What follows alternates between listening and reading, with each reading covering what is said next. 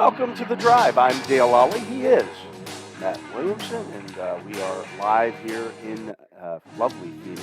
Yeah, it's been great. Nice sunny morning here. Supposed to get up into the 80s today. We're here for the NFL meetings, which will continue today, and some votes expected to take place and things of that nature. Oh, right. Things starting to wind down now. It's like a little boom bit. and then a crescendo, and it just kind of Well, we have the whole NFC coaches breakfast have that. fiasco coming up here, which doesn't apply to us as much, but we'll get all kinds of headlines and clips and snippets and all Absolutely. that. I'm already looking here. They're starting to Are they come filtering through in? Yeah. There is one that I didn't see from yesterday. This, I guess, Jimmy Haslam, the Okay. Browns owner, talked to reporters either yesterday or late yesterday or early this morning.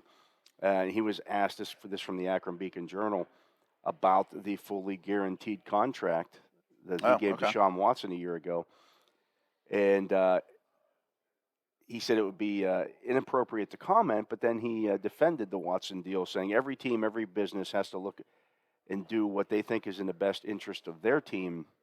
We did what we thought was in the best interest of our team. We feel that way, so we're excited to, if you will, have that stuff behind us.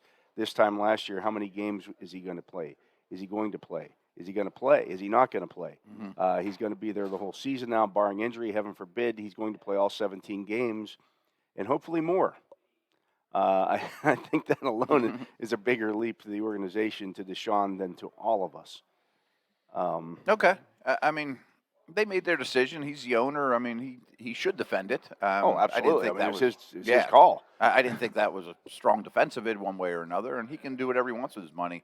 One thing about the guaranteed contract thing, which to me applies to Lamar more, I think it's a little overblown because hypothetical, Colts, Commanders, Falcons, whomever, signs Lamar to a 3-year deal. I mean, a 4-year gets a little dicey, but a 3-year deal, fully guaranteed. Well, you're not going to cut him in year one anyway. He's going to see all of that. He's going to see it all anyway. I mean, some of it's just, semantics. I think what people need to understand about this is that when you give out that kind of contract, fully guaranteed, all of that fully guaranteed money has to go into a bank account. I know, escrow, right? Into escrow, because the owner has to set it aside. Yeah. Right. So when Haslam signs Deshaun Watson to a $230 million deal that's fully guaranteed, he had to take $230 million of his and his family's money, right, and put that into escrow. Yeah, and that is a big deal because it's fully guaranteed. It has to sit there. Now you're going to get interest on that and things of that nature, but but you can't go buy things with it. You can't do anything with it. Right. So, and all these owners have a lot of money, but that hurts some of the family businesses. It's a quarter of $1 million or $250 million. To me, it's like you or I walking into a Volkswagen dealership and just buying the thing flat out. Or a house. Something huge purchase for you. I mean, again, every ownership is different with their finances, and I can't comment on that. What do I know? But I mean, that is a big deal, and I think that's probably as big a reason why owners aren't as excited about that as anything. You're making me do something with my money that I don't have. If you're going to lay out that large amount of chunk for one player, that's just one player. That's just one player. You've also got other players on your roster who you also have guaranteed money in escrow. I mean, who's to say the T.J. Watts and Myles Garrett's and Aaron Donalds don't say, well, I'm not a quarterback, but I want to do it now. Yeah, the guaranteed money, that stuff has to be stuck. Yeah. Yeah, right. I mean, so basically you're freezing some of your assets, and that becomes a sticking point. Absolutely. So the Colts yesterday spoke about the Colts ownership, and GM and everybody spoke about Lamar and said that they might be interested. Yeah, they didn't brush it off. They did not. Right. I think they make the most sense. I mean, if Washington's out of it, I think Washington and Atlanta don't seem interested. I don't understand why. Well, Washington has ownership issues, but I think more teams should be interested. The Colts should be at the top of the list.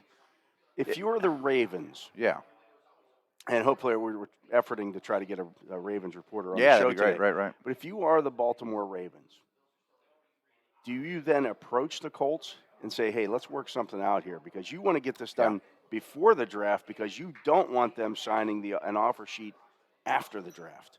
I think the answer is yes. I think you start to get proactive, especially with the news yesterday that Lamar's demanding Well, trades. apparently he made that trade We just request March 2nd. We heard about it Yeah. yesterday, right? He just finally shared it with the world yesterday. Mhm. Again, if he had an agent, it probably would have gotten out there long before this. So I mentioned my podcast, Peacock and Williamson. Well, Peacock is a Niners guy. And I threw this at him yesterday, and I want to throw it at you. If I were the Ravens, Trey Lance might be my target. I mean, I was kind of racking my brain. But if you're the 49ers, are you interested in trading him right now because you don't know what's going on with Brock Purdy? Well, I think that the Darnold signing might get you through that. I mean, they seem to be high. They signed him on day one of free agency. I get it. I mean, I don't believe in Purdy enough to do any of those You're not things, going to but- recoup what you paid for him. Oh no, you're going to lose. Yeah. 80 cents. I mean, you're to buy him at 80 cents on the dollar. But I mean, he could be some target. I mean, I was racking my brains. For Well, let's what kind of talk about targets this. they So have, right. if Trey Lance were in this year's draft, Yeah, where does Trey Lance rank in these quarterbacks? third.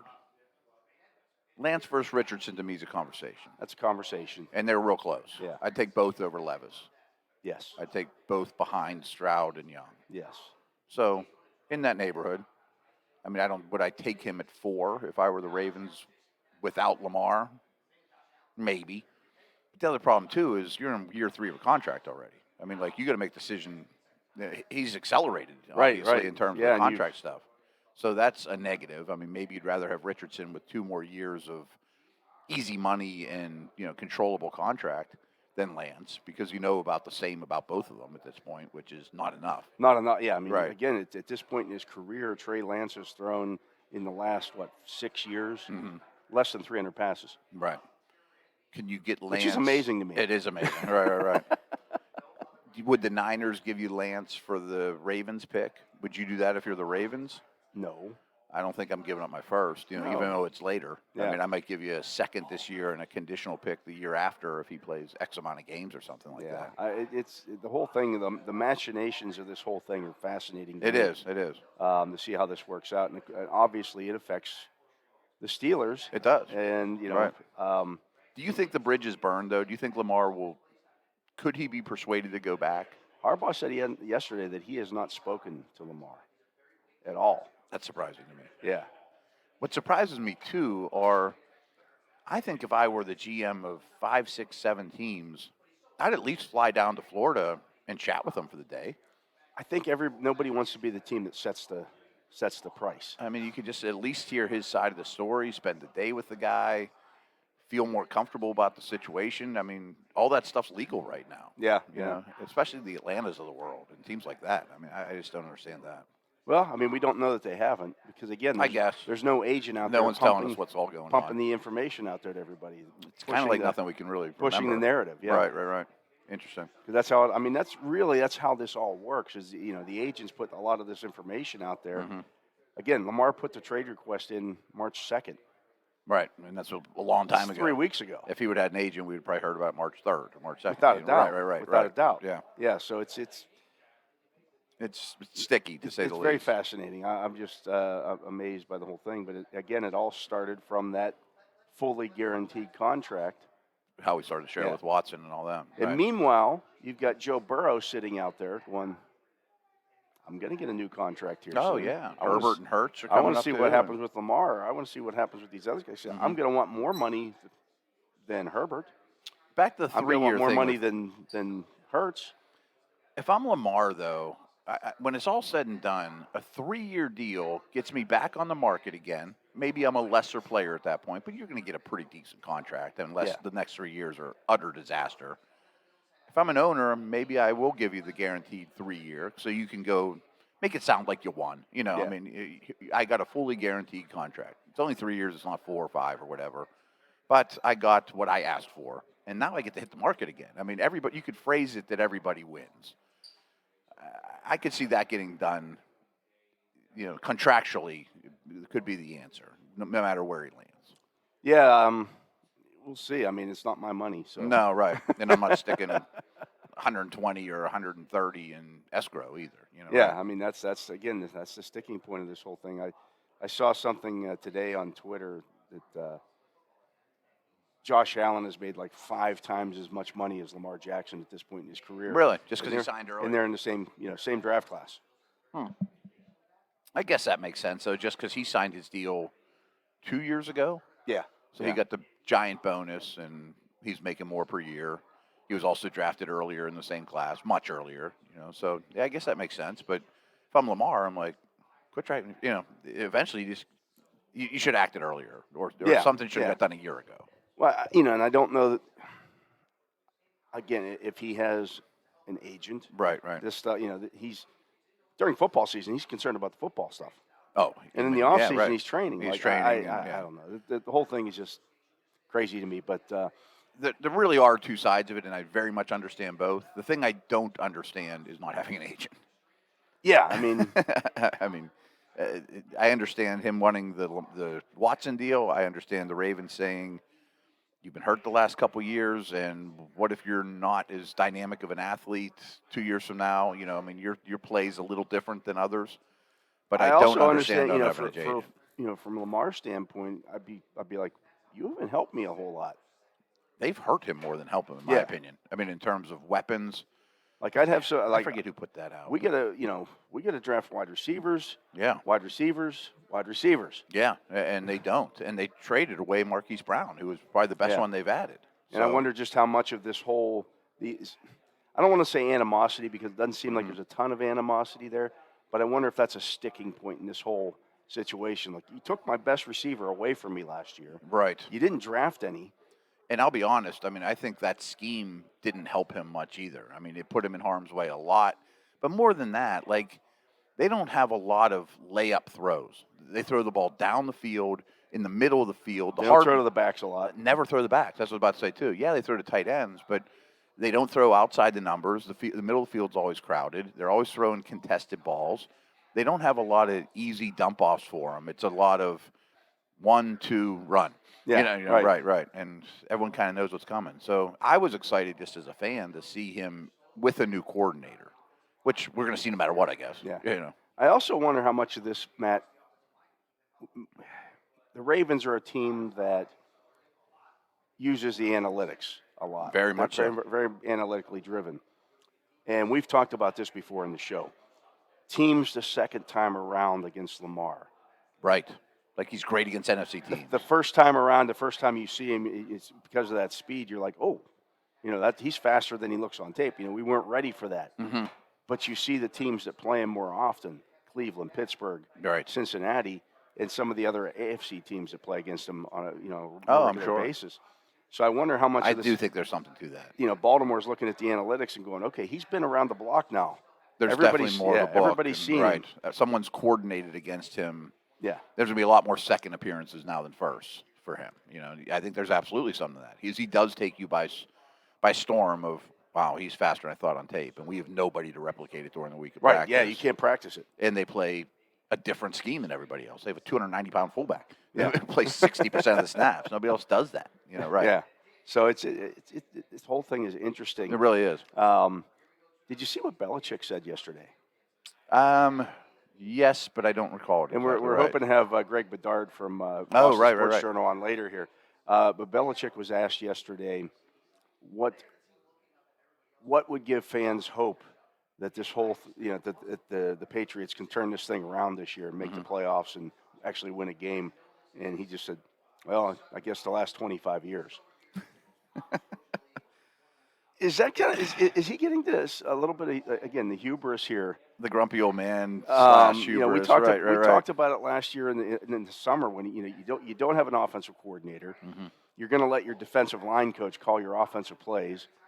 What are we doing here? It seems like ancient history, but the Hall of Fame, Mount Rushmore of coaches don't really end gloriously. Not usually. Landry, even Coach Knoll, Shula. The last couple of years aren't, glorious. Walsh got out on top, but he left early. Rare. You're there that long. I hate the term "the game passed him by" because Belichick will forget more football than I'll know in my years on the planet. But I think after a while, just like any older human being, you're less apt to change with the times. We both have, my dad does the way he does things, or I will too. The more older I get, you get set in your ways, and he's had so much success.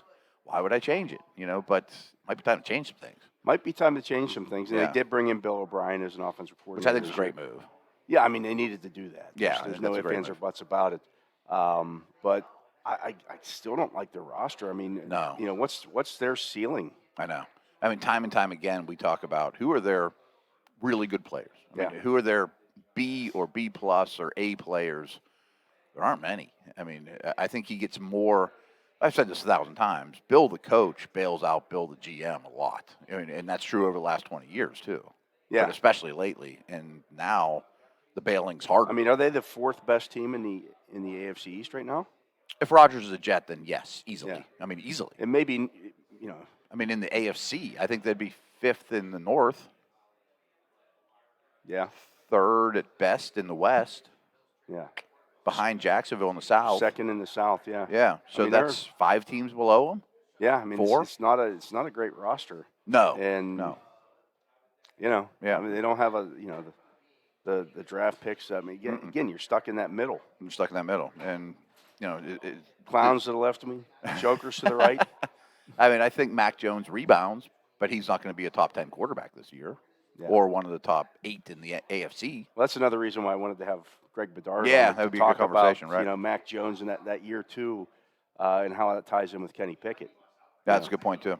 So hopefully I'll text Greg here again here just to remind him. But Yep. Talked to him last night about it, so hopefully we get That'd be him good. on here.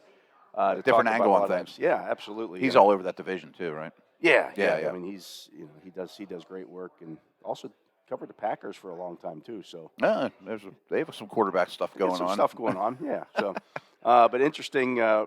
Just I don't recall a situation like this with two high-profile quarterbacks at this time of year. This late. Previously, I yeah. mean, MVP winners that I mean, can absolutely help a team and are upgrades for The draft's most less of than a league. month away. Yeah, it is bizarre. I mean, everyone just assumes Rodgers is a Jet. I tend to as well, but every day I assume it less. Yeah. Yeah, I mean, And why when does this does that happen? And, Yeah. he didn't show up for off-season stuff in Green Bay. True. Like, is he going to show up and throw with their Jet receivers and new guys Mm-hmm. he's working? Well, I know who these guys are. I don't need to throw. I mean, at least it's the scheme he knows. They hired a very friendly Aaron Rodgers hire, but when's it too much too of just bending your roster and your coaching staff for the Well, Denver quarterback? did that last year. Hey, Exactly, we're that's going what I to try to get Aaron Rodgers. Let's hire Nathaniel Hackett. And as they our head settled coach. for Wilson. Yeah. And frankly, I think Rodgers is a great player, but if he would have went to Denver last year, would they have been 13-win team all of a sudden? I have my doubts. I mean, they were also crushed by injuries, Yeah. but so I don't know. I'd be interested to talk to Greg what he thinks about the division, assuming Rodgers is there. Are the Jets a legit contender, or are they just better than they've been? Yeah, I don't know. Yeah, I don't know that. The They're answer certainly to that. better, right?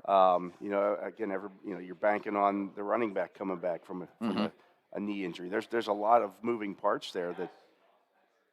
We've been down this road last year with the AFC West. Right. All the every- moves the Raiders and Denver made. And all these things, right. Everybody was, this is going to be the best division in the history of football. Mm-hmm. And it most certainly was not. And making sweeping changes is a volatile move as opposed to building through Mahomes and those around him, or even Herbert, right. Mahomes is a different animal. He's it's just, he's the unicorn. yeah. When people talk about, well, how do you catch the Chiefs? Well, I see this all, you hear this all the time. Well, how do the Steelers outscore they can't, why are they building their defense? It's all about offense. You got to be able to go into Kansas City and outscore Mahomes. Really?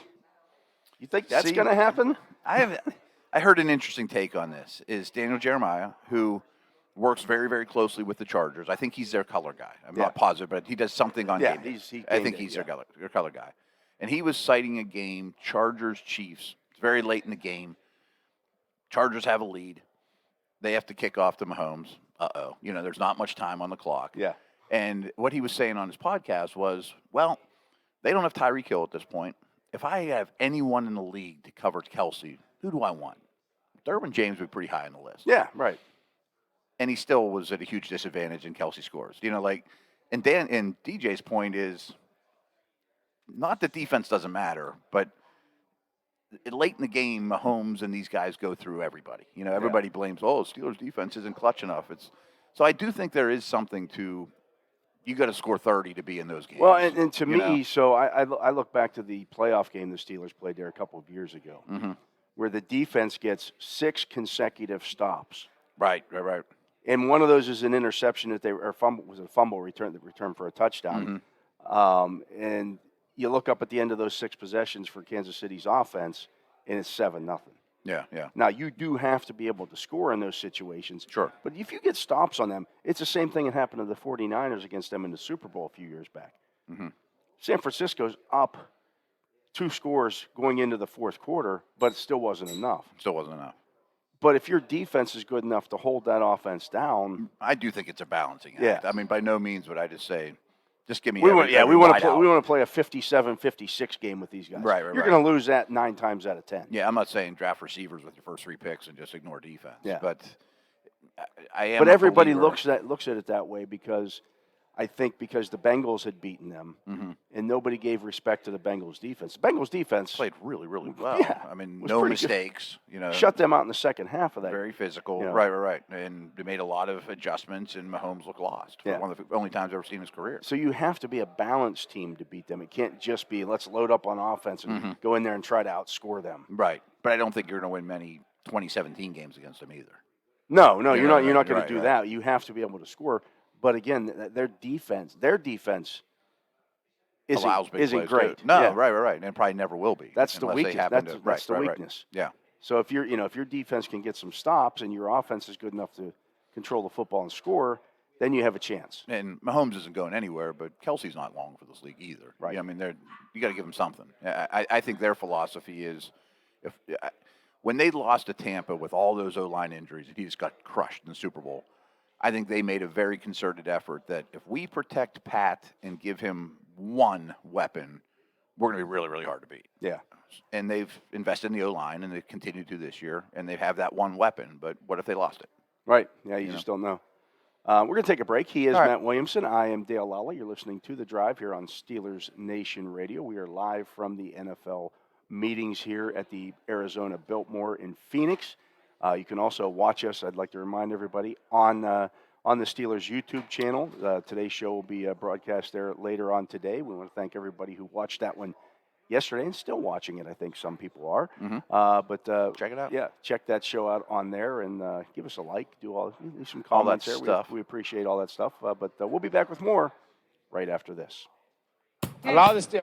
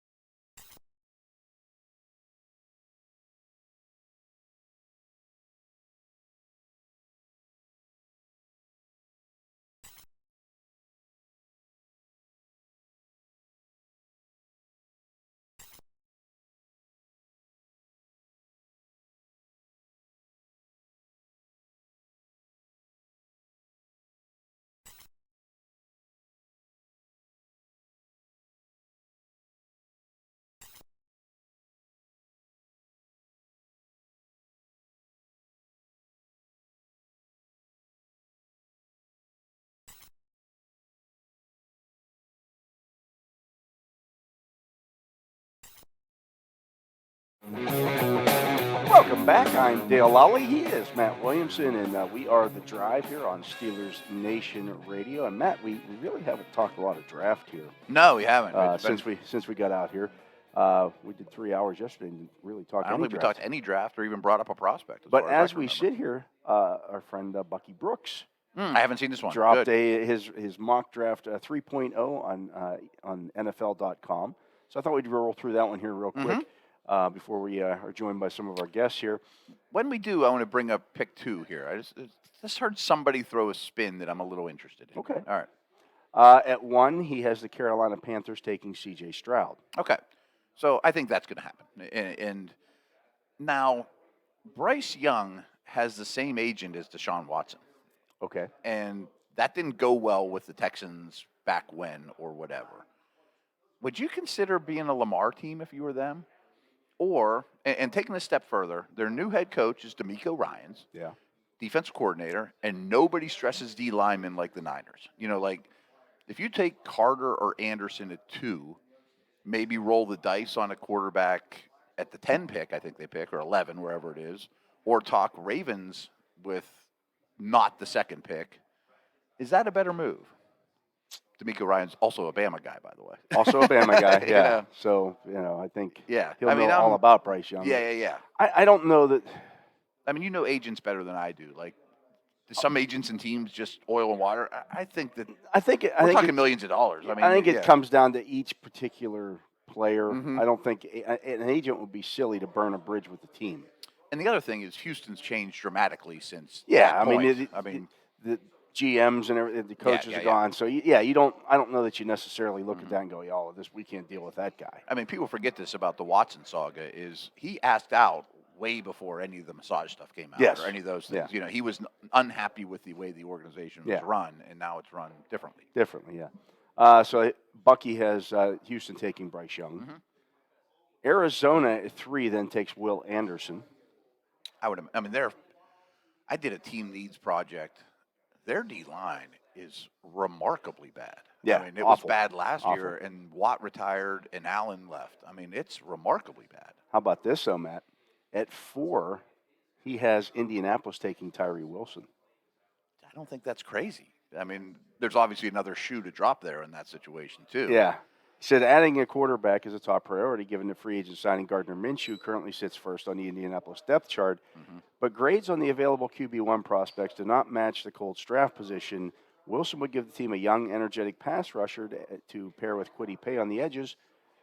He's not saying that. He's not saying, but he's saying. He's saying, right. Hey, they're in play to go get Lamar. Yeah, they're the most obvious one. They got a big chunk of cap change, and they have the need. Yeah. Seattle then takes Jalen Carter. I can't see them passing on him. Yeah. I mean, especially at Pete Carroll's age, too. Like, I don't know it now. Yeah. 6, Detroit takes Devin Weatherspoon. Do the Lions need another cornerback? I don't think so, but I'm sure they didn't expect Wilson not to be there. Yeah. I mean, who would you take instead? I like Gonzalez better than Weatherspoon, but I mean, it's still the same conversation. Yeah. But, at 7, the Raiders take Christian Gonzalez. Sure. He could go anywhere in those top 7 or 8. At 8, the Falcons take Lucas Van Ness. Really? I have mixed feelings about Lucas Van Ness, but I see the appeal. At 9, the Bears take Peter Skoronski. Makes perfect sense. At 10, the Eagles take Nolan Smith. He seems to be really gaining steam in a hurry. Yeah.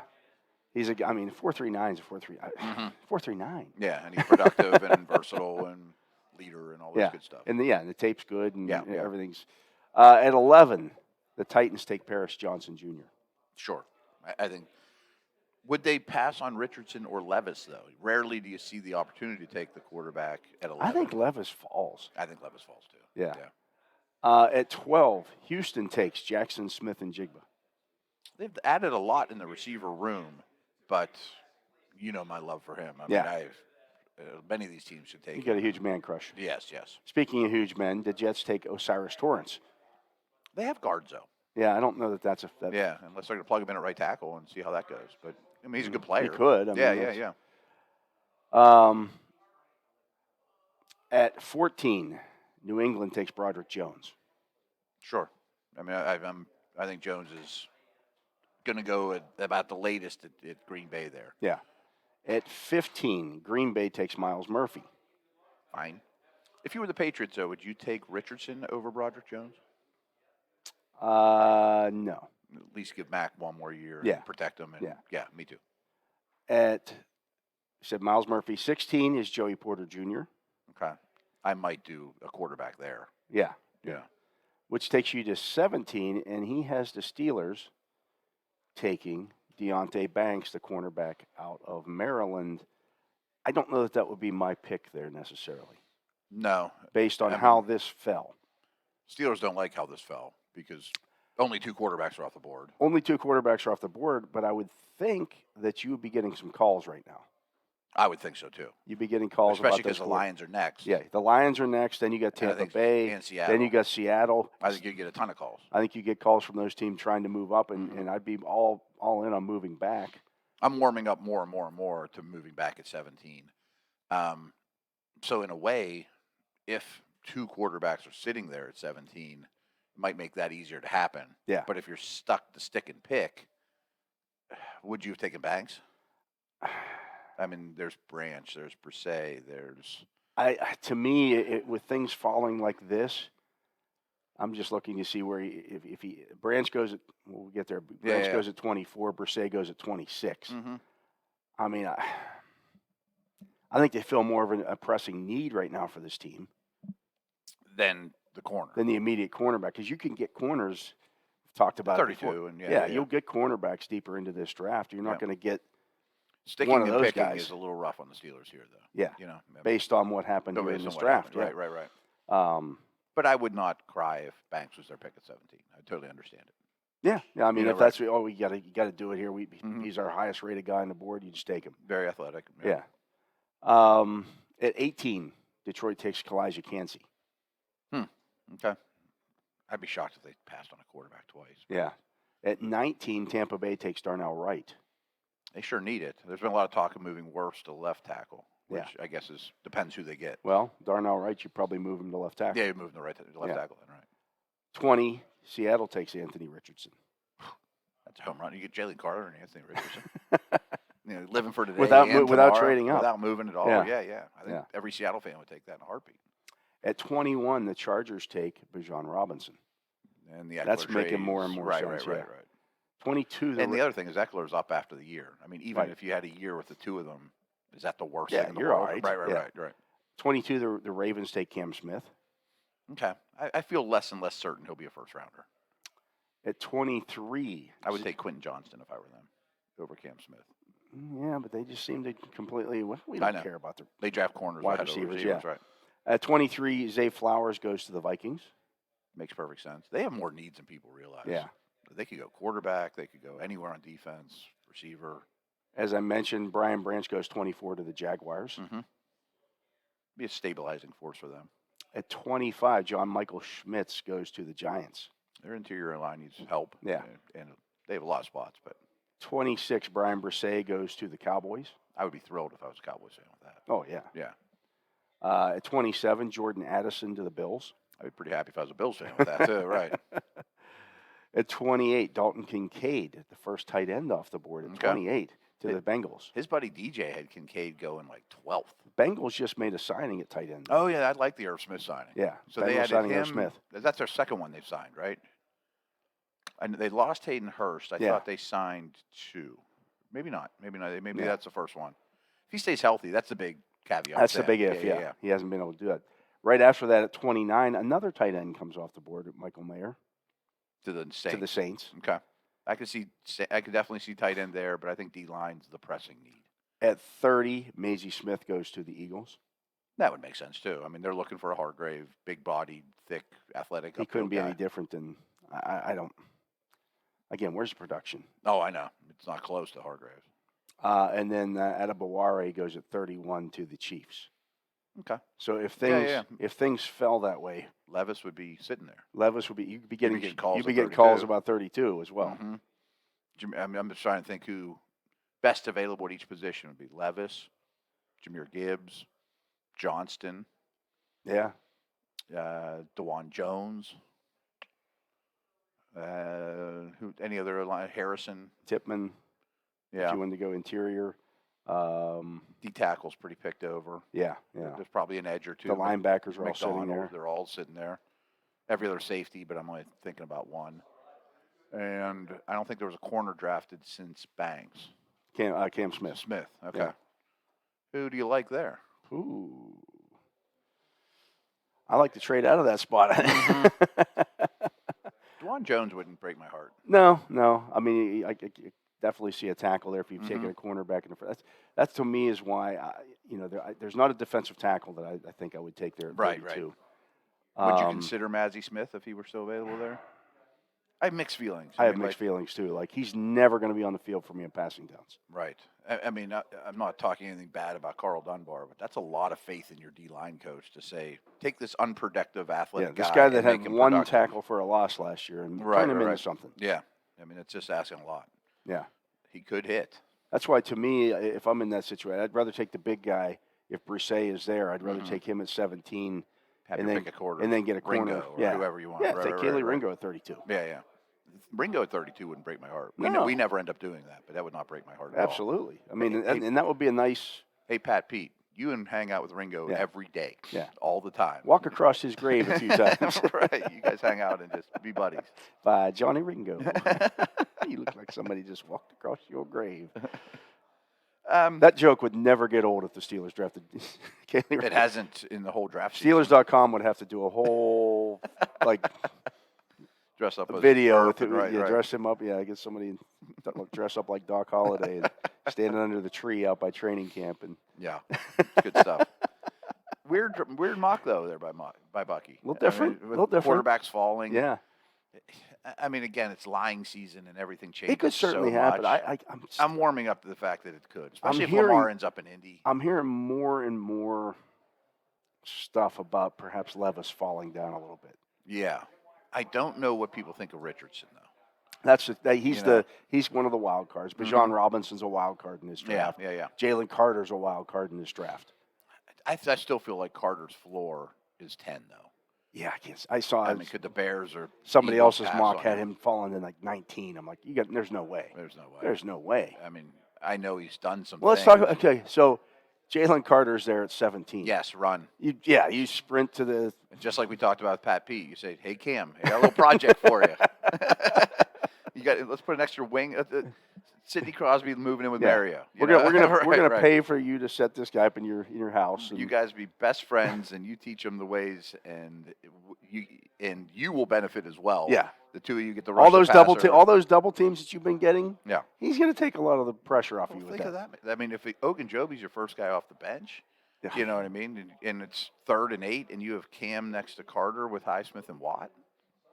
He's the best player in the draft. I mean, that's like a Randy Moss-like fall. Yeah, You know? that's like Warren Sapp That's- falling. yeah, the Hall of Famers. Yeah. And not all those guys that fall work out. Some of them are screw-ups. Yeah, some of Don't them get me wrong. really fell because of a reason, but they just drafted George Pickens out of Georgia. You heard Right. similar rumblings about George Pickens Sure. last year, immature and all that stuff. Right. I talked to Coming people. off an injury, I did a big story on him. Soon after I got hired by Steelers.com, and talked to some people at Georgia. Talked to people in his hometown. I had nobody say anything to me about. I talked to Daniel Jeremiah about him, and nobody was telling me he was a bad guy. I got a lot of it was he's extremely competitive. Yes. Right. And maybe there's some immaturity there. Doesn't mean Carter's the same. I've heard immature with him too. I mean, I think when you look at George Pickens, from the time he was probably 5 years old, he was going to be a pro receiver, an NFL receiver. I mean, same with Jalen Carter. Yeah, I mean, right. I mean, Right. he told me he would sit at his desk in grade school and in high school, thinking about in his mind what that next great catch was going to look like. I mean, this is what the guy did. He was born to be a wide receiver. Sure. So and not like the Steelers are the only ones that have a recent Georgia guy, but you obviously would call George up and be like, "Tell me about Jalen." yeah, You know what I mean? And George's like, "Dude, just bring him in." yeah. Better question: what if he's there at 12 and you got to go move up? I'm not interested in moving up. I don't like moving up in this draft at all. Yeah. He's the only one I'd even consider. If you were one player away, I think you move up. Right. But I don't think Wow. one player away is that. Mm-hmm. You know, so. Ooh, it's such a light D tackle. I know. You know what I I mean? hear you. I hear you. And he's going to be a guy, he's a foundational player, you would hope, for a long time. But I mean, it's not my job on the line, but if a genie came down and said, "Hey, Matt, I'll give you Jalen Carter for 17 and 47," I say okay, because there's not many of them. I get it. You I know? get it. And then But I don't think he makes that out of the top 10. it's not really even probably worth it. Yeah. Because you look at like 7, 8, 9. It's Raiders, it's Lions, Bears. Their defense To runs this point, horrible. Bucky's point, I don't think he makes it Eagles. past Seattle. I don't either. I think it's crazy. I think all this is working in Seattle's favor greatly. Yeah, absolutely. At 5. Absolutely. Right. Hey, we're going to take a break. He is Matt Williamson. I am Dale Lolley. You're listening to The Drive here on Steelers Nation Radio. You're also watching us. Hello. Well, we're going to take a break. We are live from the Arizona Biltmore here in Phoenix at the owners' meetings. We'll see what kind of votes come down today. There's a lot of stuff. Oh, right. None of the votes this year, to me, are like groundbreaking, game-changing stuff. I'll be honest. I haven't done my due diligence. I don't even know what's up for vote at this point. I figured you were going to tell me on the air. Yeah, you just want to turn the games on and watch. I figured we'd do a segment about it and I'd learn about it on the fly because I didn't even look. I didn't think about it till this morning. Yeah, well, we'll take a break. We'll be back with more right after this.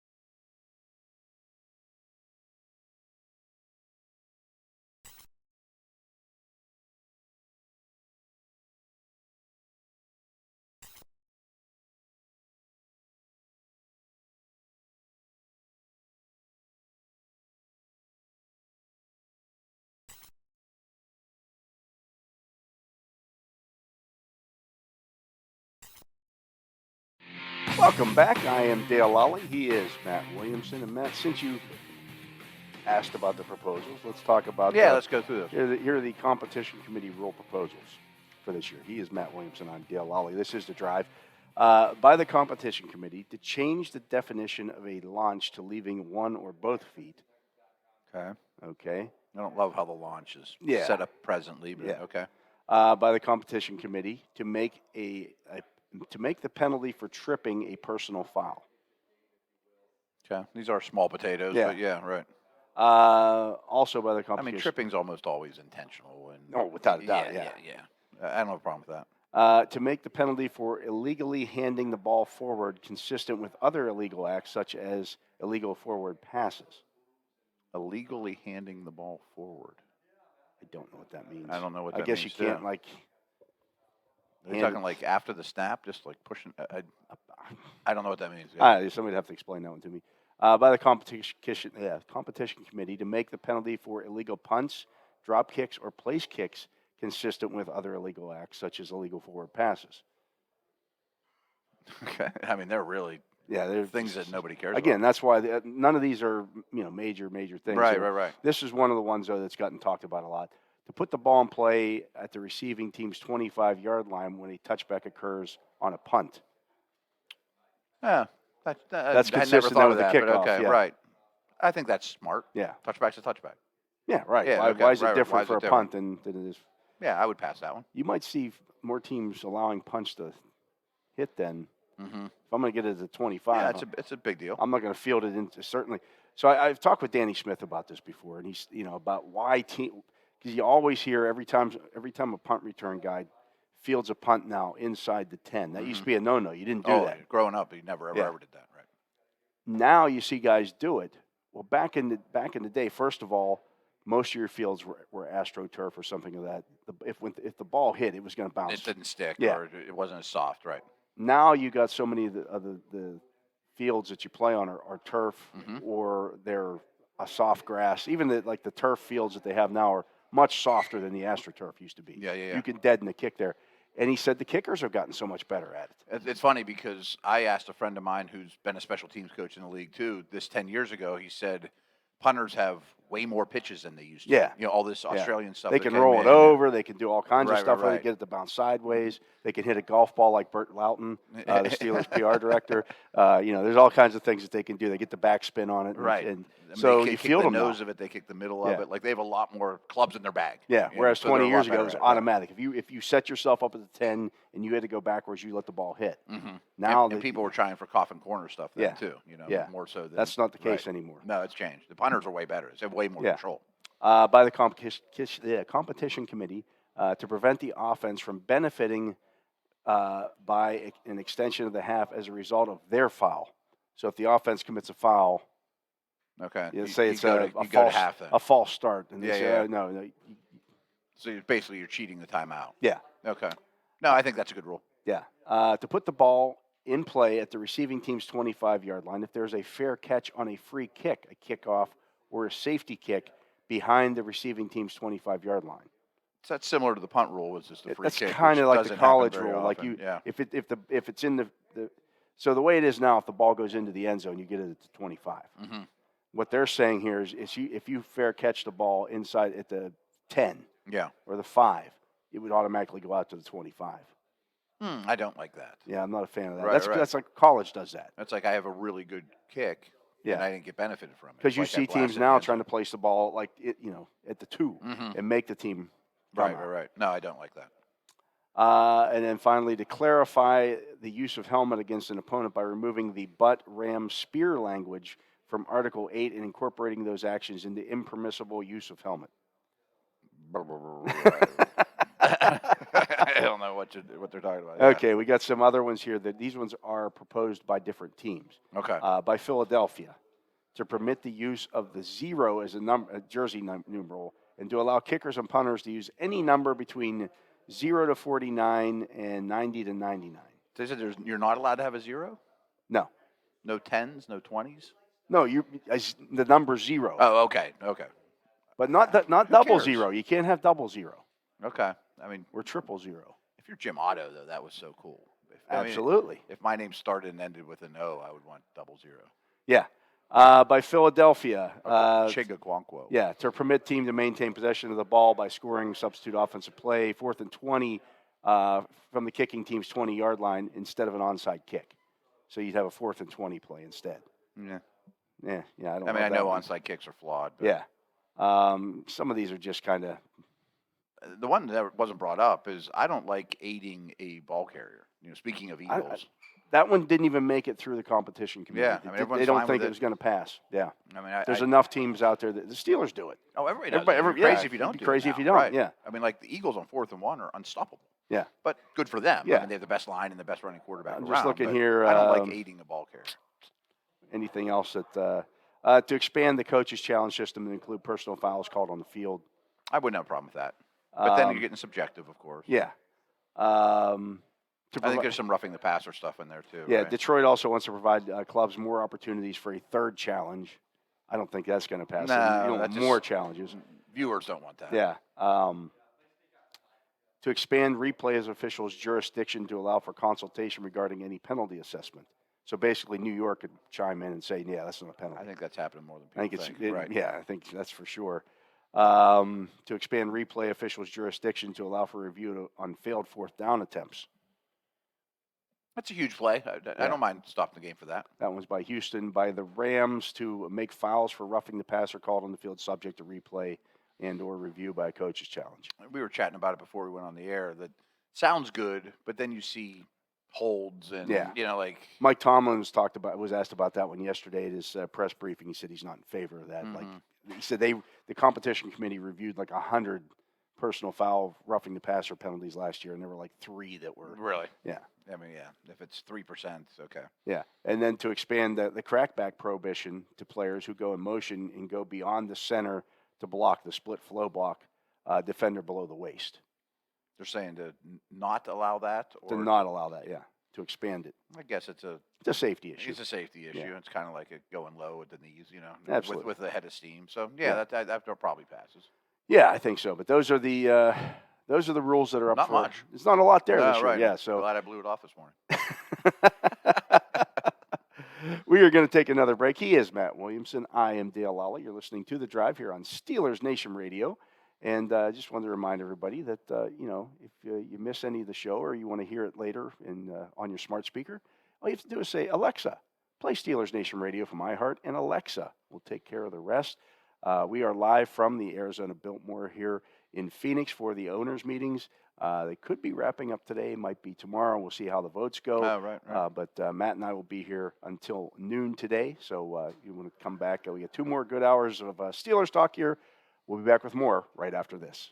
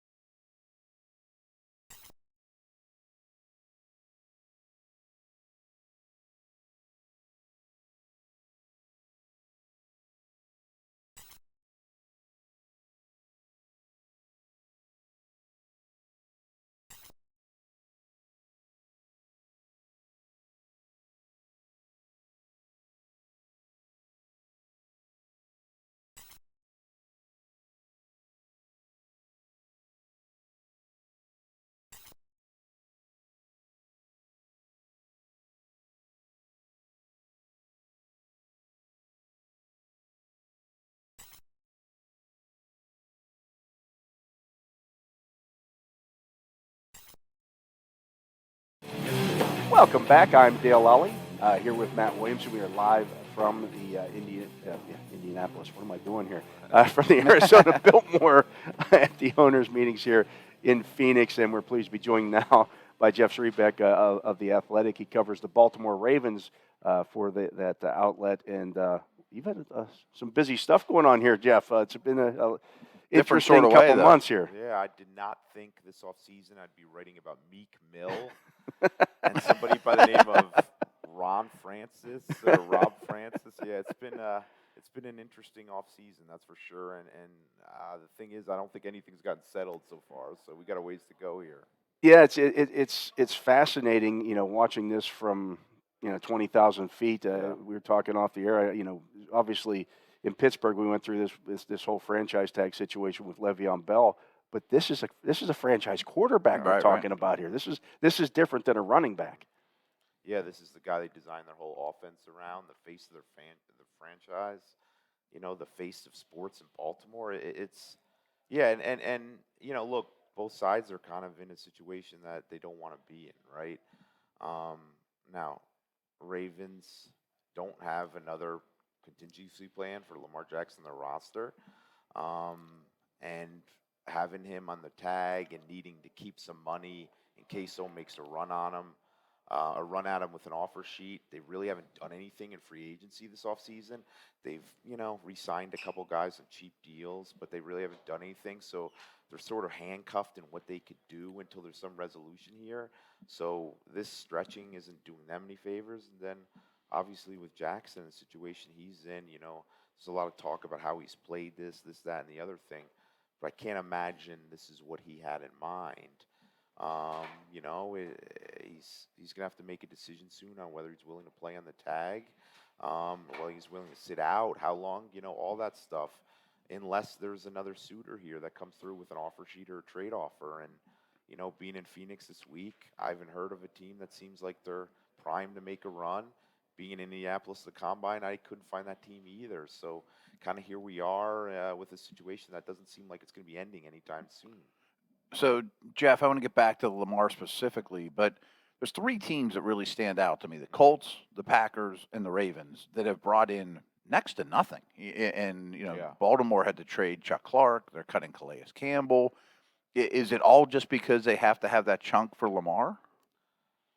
That's part of it. Mm-hmm. That's definitely part of it. And also what they've done in free agent, or what they've done with, they got a couple guys like Gus Edwards, and Michael Pierce to agree to kind of pay cuts. They did something with Kevin Zeitler. And with all their moves, they're adding void years onto these deals, and they've never used void years ever. And they've been against them, and that they're doing that is just pretty, obvious that, look, we need to keep as much money open as possible, and keep as much cap flexibility in case somebody comes through with a big front-loaded offer sheet on Lamar Jackson, and we need to have the ability to match it. So that's definitely motivated them some in what they do. Now, I think also they struck out on other things. Mm-hmm. I think they wanted to add a veteran quarterback like a Jacoby Brissett, a guy like that. Boy, it'd be so much more comfortable right now if you were right. A guy like that who could kind of take things and run if Lamar Jackson's holding out, and they struck out on that front. They also want to add a veteran receiver, and it seems like the free agent market wasn't very strong there, so the trade route was always the best option, and they've been unable to pull off a deal there too. So I think it's a combination definitely of Lamar and needing to keep some cap flexibility, but also just not being able to kind of get a couple deals done that they really wanted to get done. Yeah, they also don't have the draft capital that they typically have. True. Right. They don't have a comp pick, which is crazy. strange. They always have comp picks. Yeah. And they traded their second rounder for Roquan Smith, so they only have 5 draft picks, and 22nd overall in the first round. That adds to it. I mean, if somebody comes through with an offer on Lamar Jackson, you say, okay, well, maybe we let him walk. You're not getting a day one starting quarterback with 22nd. No, you're not. Yeah. No. We know how Kenny Pickett thing in Pittsburgh, but I mean, this is kind of considered a little different this year with the class. So yeah, they're, we knew all along it was going to be tough for them to fill sort of their holes with the limited assets they had, and assets, I mean cap space and draft picks.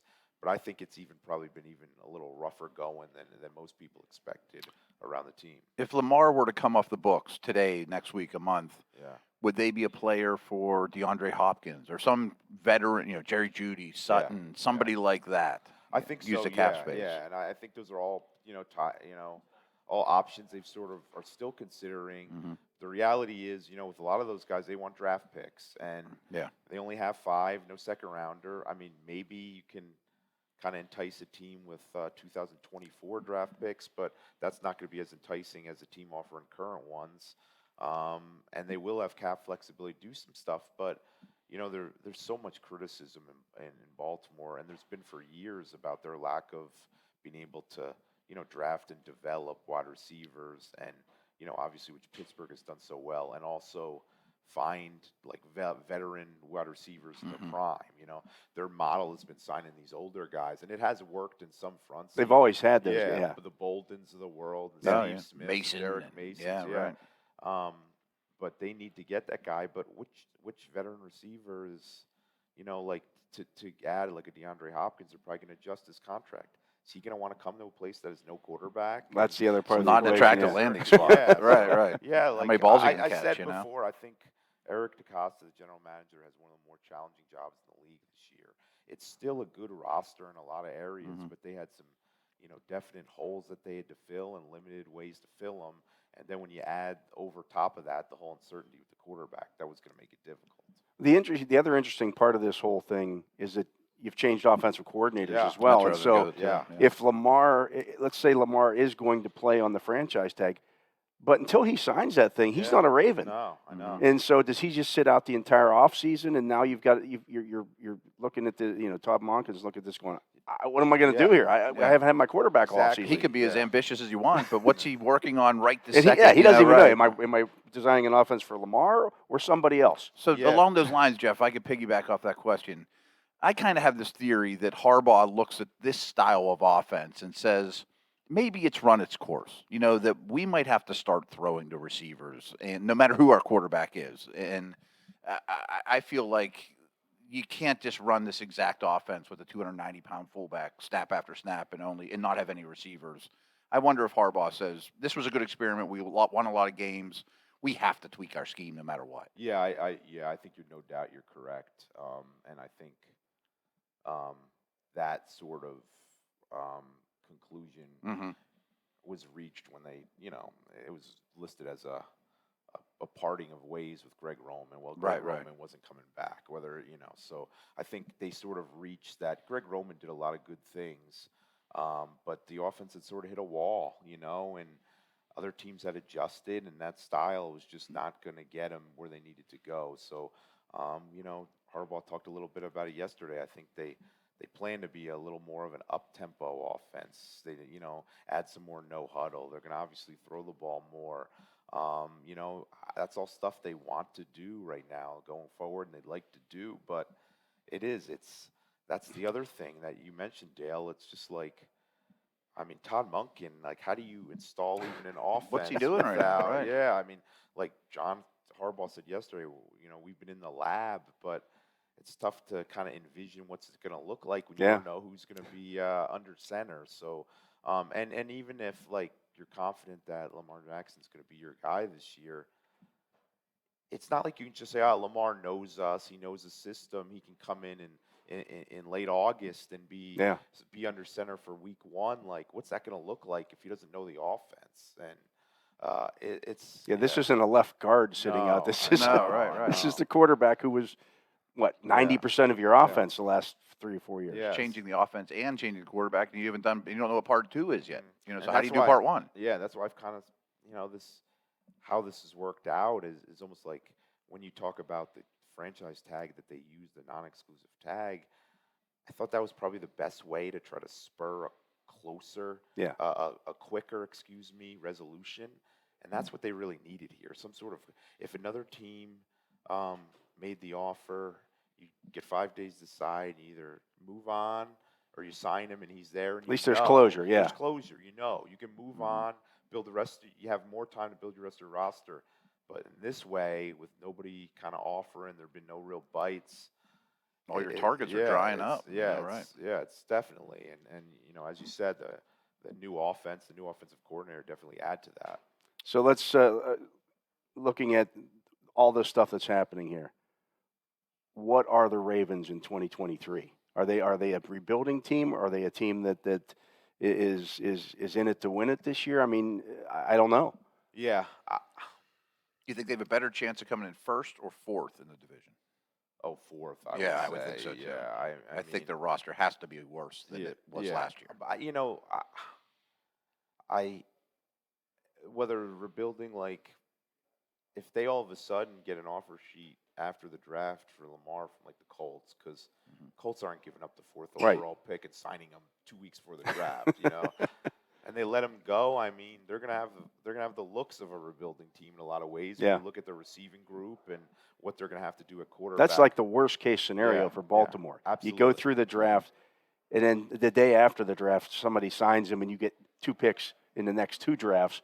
You get those first-round picks, but you don't have a quarterback. Yeah, and at that and then point, that team's probably a playoff team with Lamar. They're not early you're not picks, getting right? an early pick. And at that point, I think you have to question, okay, maybe it's best. We have some assets here. Maybe we move them. We're going to play hard. You just know the Ravens are going to have a pretty good defense this year.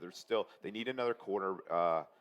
Marcus Peters is a free agent still, and it Corner's seems like, a need, huh? Yeah, cornerback's a need, but there are other spots that are pretty good. I mean, they're in pretty good shape. They don't need a ton on that side of the ball. They're going to have a pretty good defense. I don't know if it's going to be. I'm not forecasting a dominant one, but I think they'll be pretty good there. I think they're a different defensive team we saw when Roquan Smith came aboard, and that'll help them. Having him around for an offseason, they'll be even stronger there. They're always going to play good special teams. They're going to be well coached. I think they're going to be in most games. They have good home field advantage. So I'm not ready to say they'd be in a rebuilding situation. I think they'll be competitive. I think they'll be a tough out, but you can't project them to, do anything. Yeah, I know where you guys cover, and the goal there is not to get to the playoffs and just squeak in, and that would seem to be the Ravens' upside unless they can get this figured out and start adding some pieces. But, it's getting late early. It really is. So I'm sure some of our Steeler fans are kind of loving the sounds of this, And the Steelers weren't far off this a year ago too. I mean, who was their quarterback? Ben's retiring. Anytime you're transitioning a quarterback, it's tough. But they're a really strong organization. They remind me so much of the Steelers that, let's say they win 6 games this year and they get 2 future firsts for Lamar and their picks actually early. This time next year, we might be like, I don't recognize this Ravens team. They got talent everywhere, and it's young. It might not take long to get back. Yeah, and they had a big draft class last year, and we saw some of those guys in a little bit. They have some. It's a good mix of the roster in a lot of positions. It's just in some key ones where they're weak. They're gonna figure this out. If they're down, they're not gonna be down for long. It's not gonna be a decade. And look. There's just I don't see Lamar's options right now. Maybe I'm being naive, but it's hard to imagine him not back just because I don't see another team making him an offer. You would bet on him being a Raven more than not. I would, just because, and that's not because anything beyond like just being around here. I don't see the team. I don't see a team that's going to be willing to give up multiple picks and also pay him. It seems to be. It blows me away. And I don't know how Atlanta and Washington and some of these other teams just don't say, give me a great quarterback. Yeah. So, and there's going to be challenges, no doubt. We talked about with Monken, but he's a difference maker. He elevates the team. So, if he's there and even if it's not immediately in the season from week 1, I think they'll be fine. But there's no doubt it's kind of has a transition feel to them for a while, and we haven't. They've been kind of a picture of stability. Even their GM, transition from Newsom to Costa, and the quarterback transition from Flacco to Lamar. All that was so natural and easy, really. So they haven't really had to be in that kind of world where they're making these seismic changes in those spots. So. It's an interesting space they're occupying right now. So, I know the Steelers got a lot of talent and feeling good about Pickett. I know the Bengals aren't going anywhere. Browns are hopeful about Watson. Who and started having this whole him. thing Yeah. when they Right, right. when they gave Watson the deal that they gave him. Yeah. What's the fan reaction been like to this whole situation? There's been a really, you never want to kind of evaluate like fans' opinion based on like the Twitter. Yeah. They're always the vocal Right, right. minority, right? And it would be a mistake to just say, oh, all these fans are saying get him out of here on Twitter. But yeah, it certainly seems being around Baltimore and talking to different people, hearing from people. I think fans are tired of it. I think the narrative, the tide has changed. Yeah. In the beginning, it was pay him whatever he wants. He's the face of our franchise. Now I think just get something done, even if it means trading him. I mean, they're tired of it. I think he's had some missteps here and how he's handled it, which haven't been, very professional on his part. And I think some fans are ready to be done with it and just move on, even if that means kind of ushering in a new era with a new quarterback, even if that means maybe taking some lumps this year for what's going to amount to a better future. Because I don't think fans want to deal with another offseason like this one. And if he plays the year on the tag, that's probably what we're going to You're get right back again around to next this. Yeah. year. Yeah, it's crazy. You briefly mentioned the Bengals. I mean, the Ravens and Steelers have been at odds like as long as I can remember. Can they kind of look at Joe Burrow and say he's the new most feared man in the division? Yeah, I think, Yeah, I mean, I think I think you kind of have to, and it just like if you look at, and I forgot the exact numbers in my head, guys, but if you look, like Lamar's barely played against the Steelers. Yeah. It's amazing. I mean, Yeah, and it's he's amazing. barely played against the Bengals, and he hasn't played a December game in 2 years, and that's when the important division games are played. So, you get when he's not out there, and he's, it's easy to kind of, I don't want to say push him aside, but yeah, I mean, Joe Burrow's the guy right now. He's kind of the guy the teams in division are going to have to get past, and we'll see about the challenges they're going to have as he gets more expensive, and we'll see about that. But yeah, I would have to think he's kind of the guy in the division now, and they're going to have to be the team to beat. I would probably say that's probably going to be undisputed going forward this offseason. Till further notice. Yeah. Our guest has been Jeff Zrebiec of The Athletic, covers the Ravens for that fine organization. And we appreciate you stopping by, Jeff. We'll be seeing you down the road at the games. We're going to be fascinated to read your stuff here and see what happens with this whole Lamar Jackson Unique situation. He is Matt Williamson. I am Dale Lolley. This is The Drive on Steelers Nation Radio. We'll be back with more live from the NFL meetings right after this.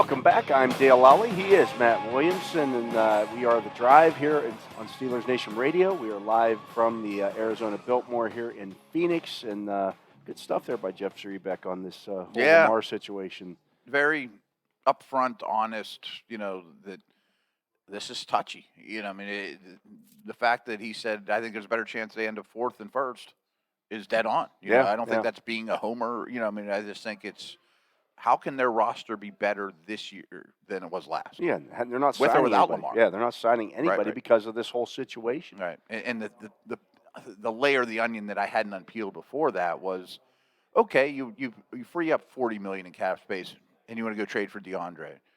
Well, you don't have the picks. You're really light on picks right now. They're usually a team that really has a lot of comp picks, and they don't have them this year. And the Roquan trade, too, Yeah. so they don't have the two. So, interesting. Looking here on the NFL.com, our friend Lance Zierlein, who's their NFL media draft analyst, breaks down this year's draft by position, Okay. ranking the strength of this draft. And this ties in with something you and I wanted to talk about here in terms of draft picks for the Steelers at 17. Yeah. How this thing's going to stack up. So he has. Do you want to go from the bottom or the top here? Yeah, let's start with the strengths. Okay. We usually go. The cornerback is obviously number one here. I think tight end's number one. I think cornerback's much deeper. I'm just saying, but in fact, that compared to most tight end classes, relatively speaking, there's only one of them on the field as opposed to three. There's one or two as opposed to three.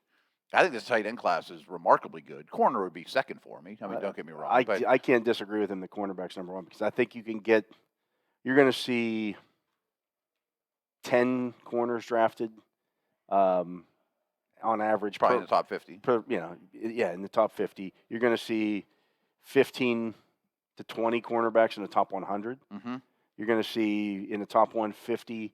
There'll be 25 corners drafted they're going to be, teams are going to get these guys and they're going to be like, we couldn't believe we got them where we got them. Mm-hmm. No, it's a fantastic class. I'll just fight you that I don't know who the star is. There's not a Ramsey. There's not there's good ones, but I don't think there's a star in the class.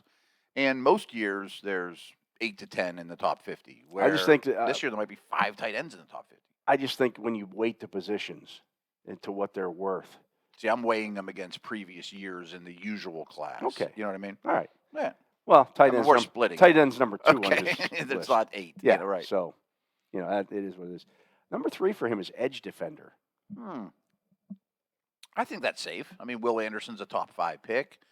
You're going to have 2 or 3 of them in the top 10, probably without a doubt. 5 in the first round, if you count like Van Ness and Smith's much different. Might be more than 5. Maybe more. Probably is more than 5. I mean, they typically go earlier too. Mm-hmm. So yeah, that's a really strong position. Wide receiver number 4. Ooh, I don't know about that one. I mean, again, there's no star. There's no star. I mean, there's no Jamar Chase. Yeah. Jalen Waddle's probably the first receiver off the board here. I mean, Smith and Jig was really good. Yeah. But I don't see that because it depends how you weight it. Are a ton of receivers going to get drafted? Yes, as always. Yeah. Are there a lot of dudes that'll stick? Yes, as always.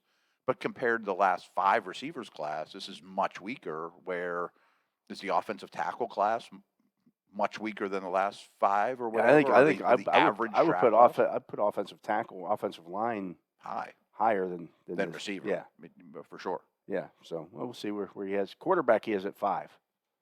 I don't have a real problem with that. I mean, if you get 4, maybe 5 first rounders, there isn't a middle class. There's not the 3rd round Ritter types this year, but you might get 3 or 4 starters out of this one, and that's pretty good for a Still draft think class. people are sleeping on Hendon Hooker. That's what I mean. I think there's 4.5. I think over under is 4.5 in the first round. Yeah. At 6 is interior defensive line. Ooh, I'd be low on that. Yeah, I mean this.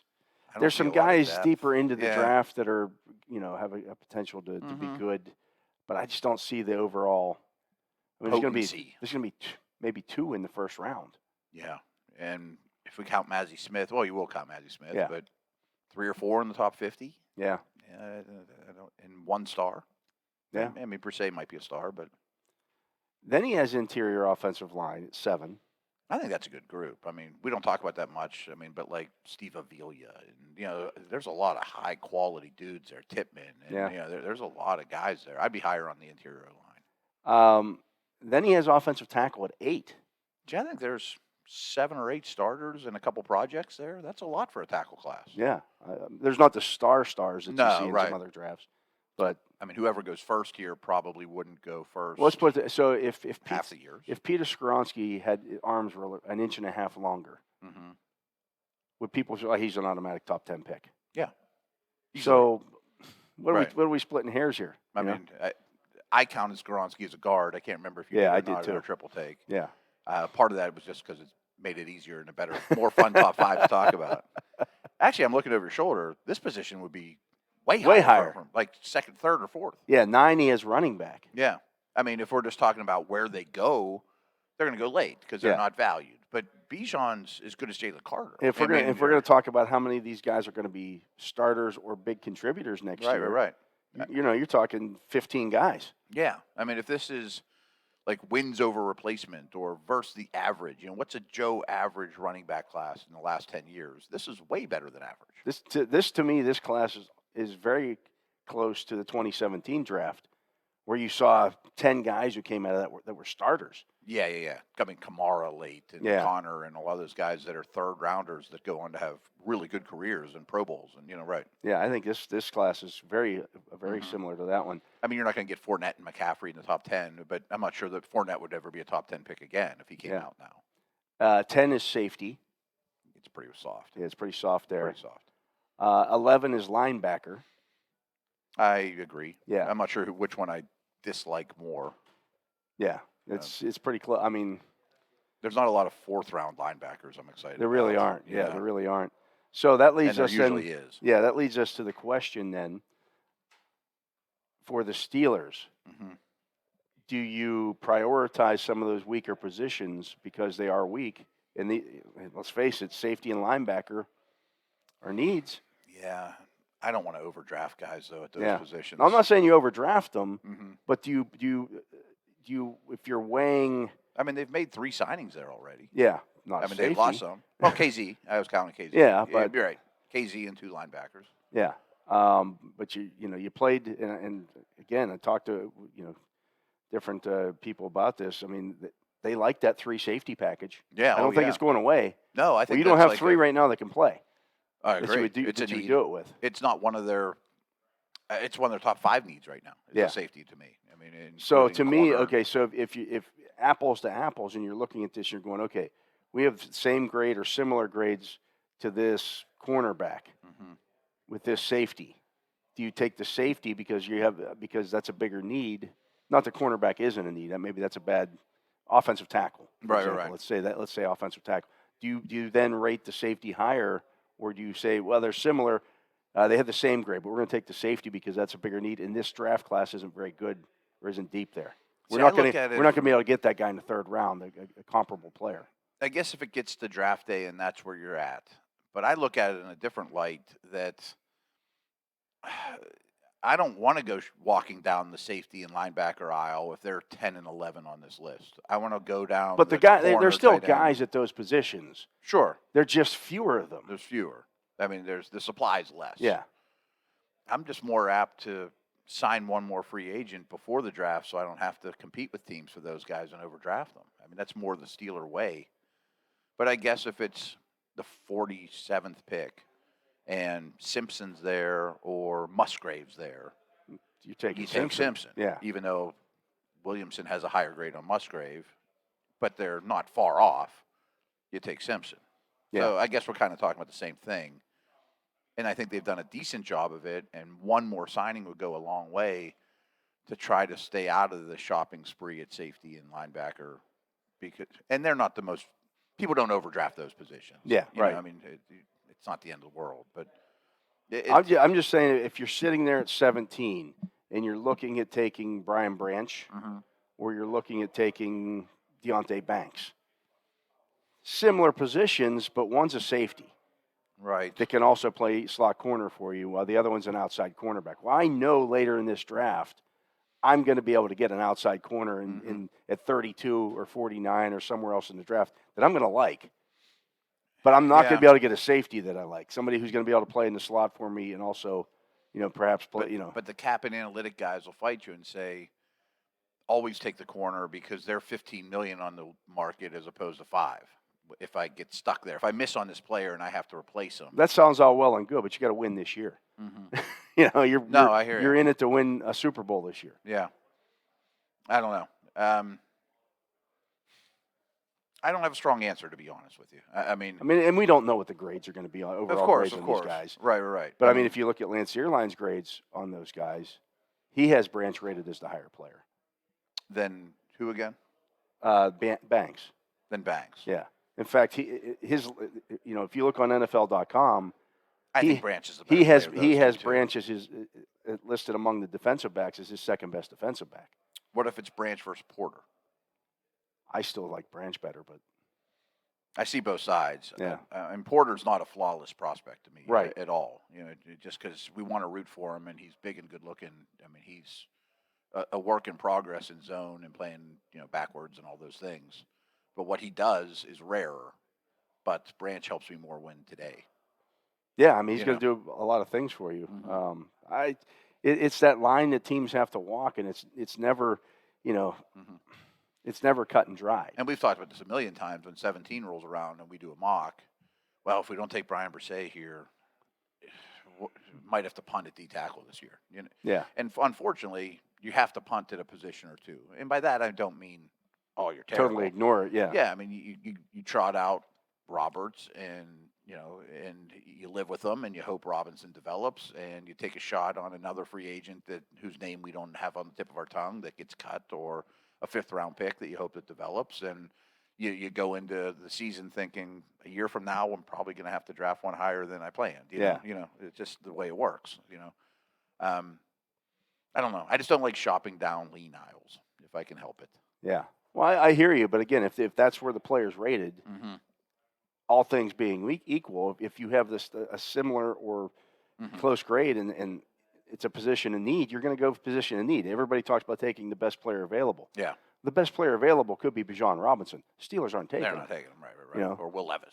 Yeah, right. You're not taking him. So I probably haven't explained this to people in a long time, but whenever you a draft board, when the draft is going on, you're sitting in the war room. It's quarterback, and you rank them all the way down, 1 to 20 or whatever. Anyone you think is draftable is on the front board, and you do that at every position. Okay, everyone understands that. But then, really interesting conversations start. Is if we're in the 3rd round and we have a tackle and a corner, who do we like better of this quarterback and this tight end? Yeah. The horizontal board is maybe more, or at least as important as your vertical board. And a lot of that stuff is going to be decided. People need to understand you don't decide that while you're on the clock. No. That's been decided there's days big gaps. before. Right. you know. It's not just a spreadsheet that goes down, one after another. You might see 2 tight ends and then gap. Tight end number 3 is way down here, and he's equivalent with running back number 10. Yeah. And that when you picture it that way, you really see where the gaps are at, and you're like, if I don't get one of those 2, I'm waiting, and then I'm going to be noticeably less there. Yeah. See, I'm looking at Lance's rankings here at his prospect rankings. Mm-hmm. He has Christian Gonzalez number 1. It's 6.70 grade on him. Thinks he's going to be a star. Yeah. Brian Branch is at 6.49. So he's ranking Branch with the corners. Yeah, because that's where he worked out at the combine. Yeah. Devin Witherspoon 6.43. Joey Porter 6.42. He actually has DJ Turner at 6.41. We never talk about him, but he's pretty interesting. Yeah. I would consider him Right. a 32 too. Right, absolutely. Yeah. So that's what I'm saying here. So if you're splitting these hairs here, and you go, well, you're pigeonholing yourself in. Got to take a cornerback here. Mm-hmm. You're not going to pass on Branch if that's the grade. If your Steelers grades are exactly identical the to same, that. yeah, Right. you're going to take the safety regardless. Yes. Regardless of position. This position is weak. Well, that may factor into it as well, though, because if you start looking at the safeties, there's just the guys don't have that high. Branch at 6.49 A little bit of is my easily hiccup. number one. Yeah, yeah. I mean, a little bit of my hiccup with the conversation is Branch is a unique because he's with the corners too. Yeah. It's not Kyle Hamilton or Right. you know what I mean, Yeah. or But he's a Terrell Edmonds yeah. coming out. Yeah. He's not. The But if corner. I look here at his safety rankings, Antonio Johnson is his number one at 6.34, well behind all of those cornerbacks. And Branch was way ahead of that, right? He was 6.49. Yeah. Okay. Yeah. Right. No, so I hear what you're saying. I don't know. And there's only 3, 4, 5, 6, 7, 8 safeties, not counting Branch, who have a grade of 6 or better. Mm-hmm. Anything below 6 on Lance's rankings is a guy who's going to be a career backup. So to give Lance credit, his rankings are smarter than a lot of draft analysts because he doesn't say this is a third-round player.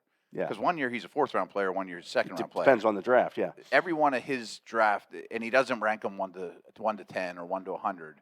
All those numbers are how it's the Belichick system. I'm almost certain that a 6-7 means he's a starter with one flaw. They all have distinct.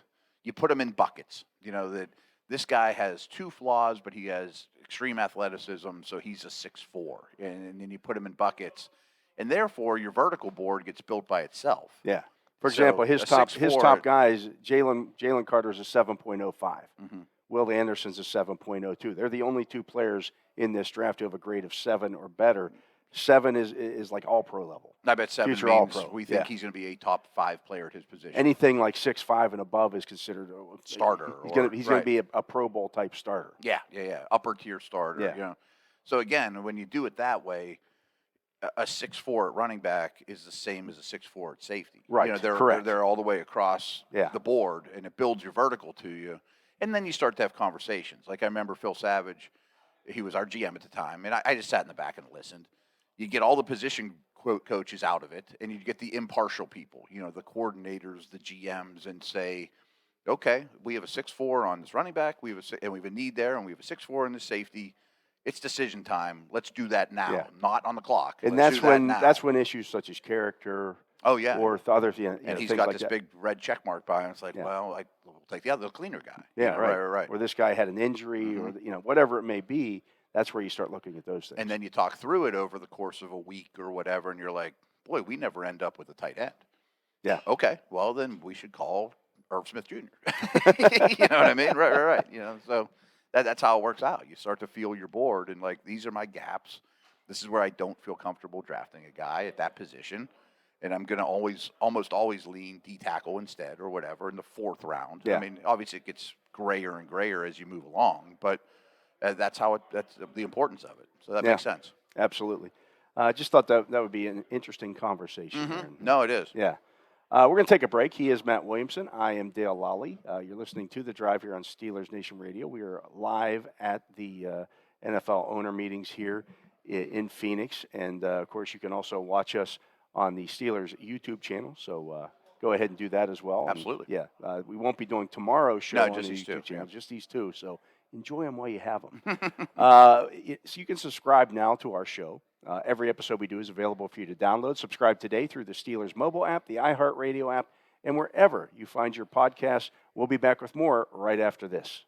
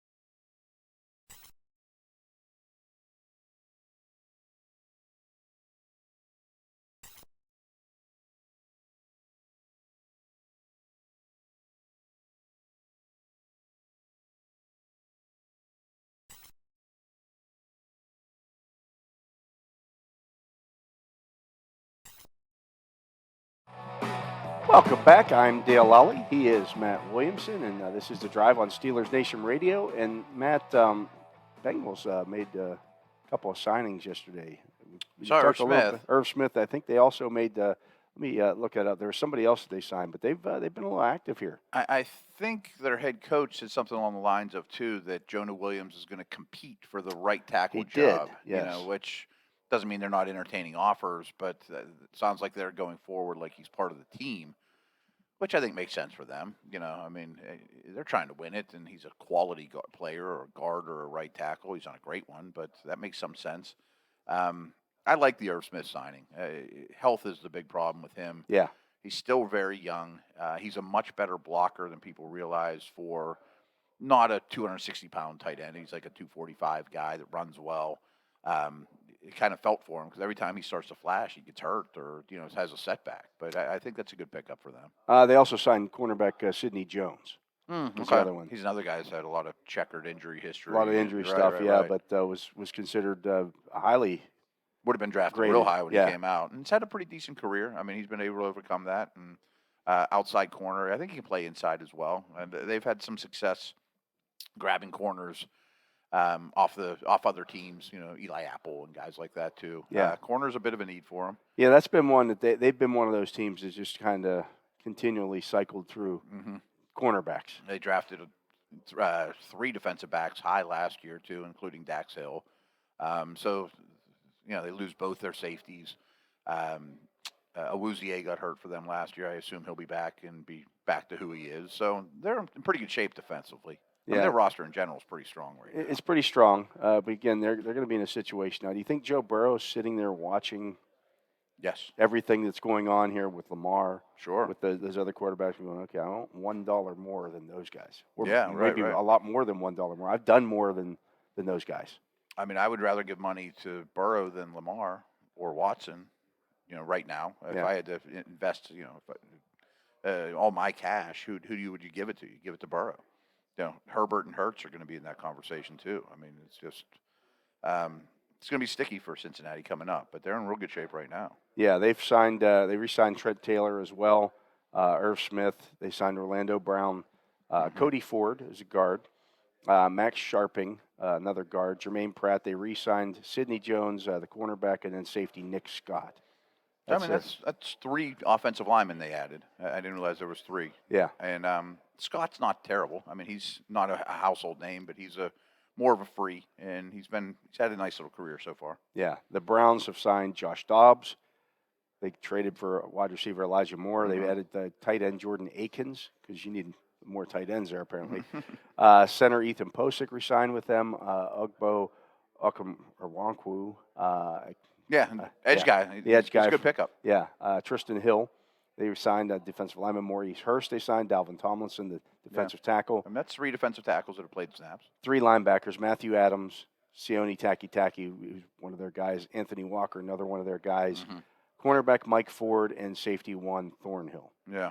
And that's a lot more active than I expected them to be. I mean, they restructured Watson's contract, so they really kicked the can. He's like $60 million cap. 63. 63? Yeah, is that it? the next 2 years after this, 3 years after this. I mean, obviously the future of their organization is based on him. Yeah. But they were able to do more with their roster than I had expected this year. Of course, we know the Steelers signings. You're right. And the Ravens, as we much. talked about when we had Jeff Zrebiec on, they put this non-exclusive tag on Lamar Jackson, re-signed Justice Hill to a 1-year, $2.25 million deal. I think he's their number 1 returner. Yeah. But do they have that luxury right now? Right. Is that really where that money was best spent? Right. Nelson Aguilar, they signed to a 1-year, $3.25 million deal. They signed cornerback Trayvon Mullen, and they re-signed safety Geno Stone. And I think they moved, Jeff mentioned they moved Gus Edwards' money around a little bit too. Just a quick note I wanted to bring up to him, but I had 100 questions for him, and we just kind of ran out of. We never have any Ravens guys on. I'm glad that Jeff was able to do Something that. different for us. Yeah. But one encouraging thing I saw from them is the last month or so, J.K. Dobbins looked like that guy that we loved coming out of the draft. I mean, he's struggled with injuries. He could be a bigger factor for them. Then he asked for a trade. Oh, he did? Yeah, you didn't see that? No. Like he wants out. Wow. I mean, that's He tough. said, if you're not going to use me, Mhm. I want to be. He wants to be a guy who gets the ball, 250 times, and I did know he was frustrated. I unhappy didn't about his realize- usage okay. at the end of last year. The fact that they don't throw to him, I think, is nuts. But I'm sure Monken changes that to some degree. Yeah. Like, I don't mind having Dobbins on my fantasy team this year. Like, I think he could be pretty productive and looks like his old self. So if you were weighting the division right now, how would you break it down? Ravens are 4. Okay. What about if they have Lamar? Are they 4? Since he's won, Okay. Steelers Browns is a coin flip for me, but I'm going to give the benefit of the doubt to the Steelers. Well, since the Browns haven't finished above the Steelers in the standings Right, since right, 1989, that's a pretty 1989, folks. 89, right. I say there's a little bit of history there. That I mean, the you hidden can look at the figure tells you at some rosters point and- it might right. happen, but it has. I mean, I've covered the league now for 31 years. I've never seen the Browns finish ahead of the Steelers. Think about that. Right. It's crazy. Yeah, and on paper, if you have no, interest in the game or you don't care one way or another, you might be like, Browns have the better team. Okay, I could see that if I'm looking at rosters. I don't personally feel that way, but I'm going to pick the Steelers to finish over the Browns. Yeah. You've been doing this a long time and you've never seen it happen. It's crazy. I mean, that's pretty bonkers. I think the Ravens are last. Yeah. They have so many resources right now. Yeah, I mean, they're in a tough spot, and they're only going to add 5 draft picks to this. That's what I mean, you know? right? I mean, they haven't added anything. There's not a lot of guys to go get. If they were to get something nice for Lamar, it's probably draft pick compensation this year, which is or the future, So I don't think they'll be down long. But no the matter what stability of happens. the organization would tell you that you would put the Ravens ahead of the Browns Not without in Lamar. terms of trust Oh, of the course. organization. I mean, the Ravens are right there with the Steelers in Yeah. terms of trust. Yeah, I mean, like Jeff Like said, I still don't trust. I don't trust the Bengals to get this right deep in the down, long I term. don't either. But I trust Joe Burrow. Yeah, I mean You know that's what I the mean? Right. that's the wild card. What I don't trust with the Bengals is what happens next. Yeah. How do we spend our money on our own? How do we pick late every year? That's a hard road that they've not been down. They've not had to do a whole Right, lot right. of, yeah, for sure. But yeah, interesting. We're going to take a good another division, break. though. It is a good I mean, division. I don't think any of them are crap. I you think know? it's being undersold. I think Yeah, when yeah. people start talking about the top, that's a great division. Forgetting the Bengals are one of your top 5 teams. Oh, they're a Super Bowl contender. If yeah, you, right. if you look at the Ravens, Steelers, and Browns, they're They're all not in gonna be they're all in easy the top outs. 20. Yeah, they're not easy outs. You know. Playing against the Ravens and Steelers, no matter what's going to be hard. Yeah, you're not going to Yeah. like it. Right. So, hey, you can now listen to Steelers Nation Radio anytime, anywhere through your smart speaker. Just say, Alexa, play Steelers Nation Radio from iHeart, and Alexa will take care of the rest. He is Matt Williamson. I am Dale Lolley. We are live here at the owners' meetings here in Phoenix, Arizona, at the Arizona Biltmore. We'll be back with more on the show right after this.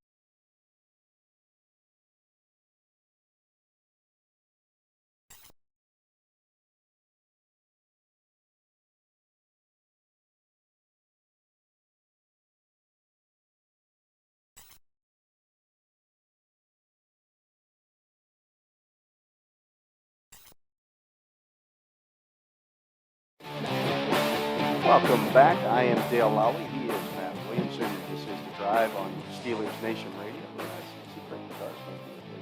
Oh, that might work out quite well. There you go. Greg, you want to hop on here with us now? All right, yeah. Pull up a chair. Fantastic. Grab that chair there. Yep. Live radio. You like this? Perfect. All right. Be joined by Greg Bedard here of Boston Sports Journal here. How you doing, Greg? Good. How are you guys? Thanks for having me. Oh, I would love it. There's a lot less of you to have now than.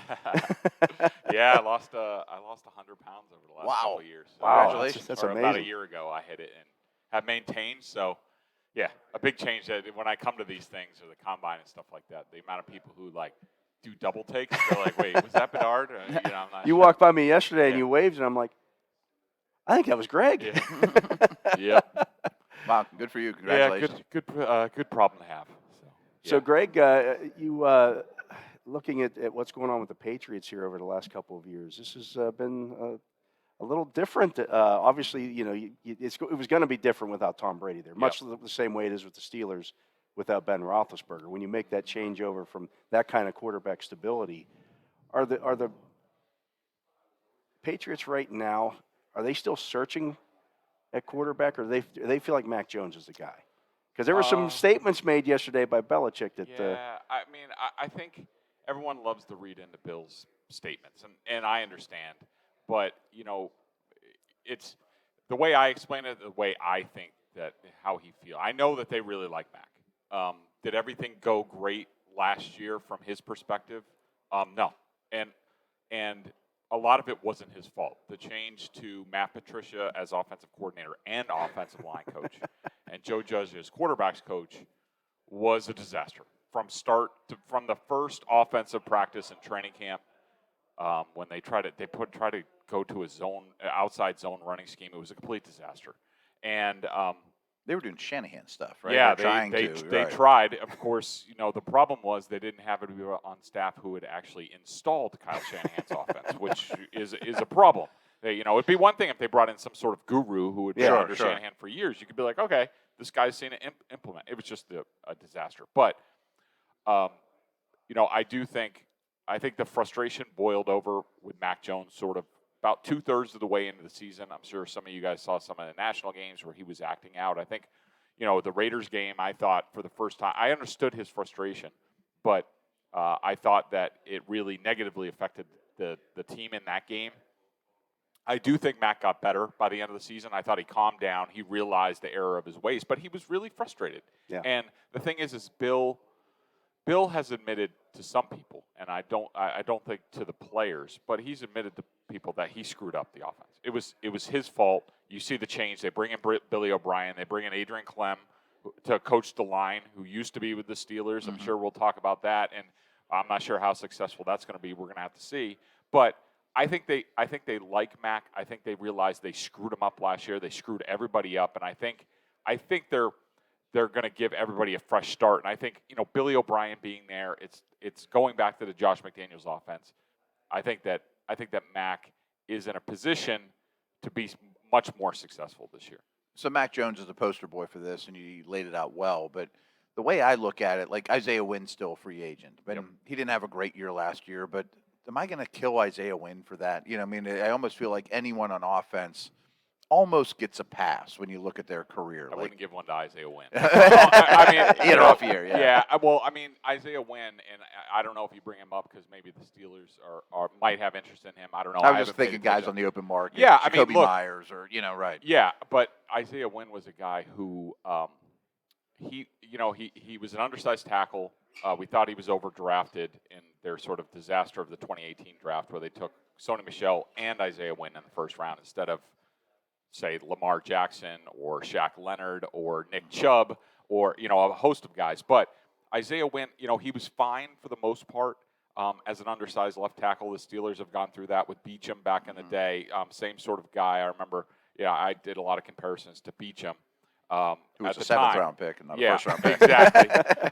But the real issue with Isaiah Wynn is once they decided to pick up his fifth-year option, which I didn't blame them for, but as soon as they did that, he basically went on cruise control. He didn't show up to off-season workouts. Okay. He didn't do this. He wasn't, he didn't stay in the lineup, and I think they were just done with him. And that's his attitude is the thing that you need to sort of investigate on how much he wants it, because he was getting paid and he was just fine. He didn't put in the work required. So, like, a guy like him might have been part of the problem, not part of the solution. Yeah, but Mac's as far the as opposite. Yeah, but one of the big issues that people don't really understand is that they changed the whole blocking scheme last year, where part of the greatness of the Patriots offense under McDaniels, Billy O'Brien the first time around is that the quarterback could change anything at the line. The number one goal of the offense was don't run into bad plays. All of a sudden they put Matt Patricia involved, and they took away the line's ability and the quarterback's ability to even change plays at the line. So they would run into terrible. I had one player told me that if they just would have kept the line calls the same, they would have cut back on sacks and quarterback hits by half, and also negative plays. I mean, just that sort of change just killed them and just didn't give them a chance to taking to Mac's be good mind from the start. away is and best asset. David Right. Andrews. Yeah, and, yeah. I mean, Makes sense. I did not, because Mac's not going to blow anybody away physically, but his mind is really good. It's really quick, and you take that away from him. That didn't make sense to me. So last year at this time, the Patriots were in a similar situation to where the Steelers are now. Young quarterback heading into year 2, and they kind of hamstrung him in terms of what they did. The Steelers, on the other hand, brought back Matt Canada because they wanted to give that kind of continuity to their young quarterback. Is that the right way to go with that? I mean, would you have rather seen the Patriots keep it all together and Despite some struggles. I think continuity is huge with, Dale, you've been covering the league a long time, just as I have. And, I remember covering Nick Saban with the Dolphins back in the day. And who was it? Scott Linehan was his offensive coordinator the first year.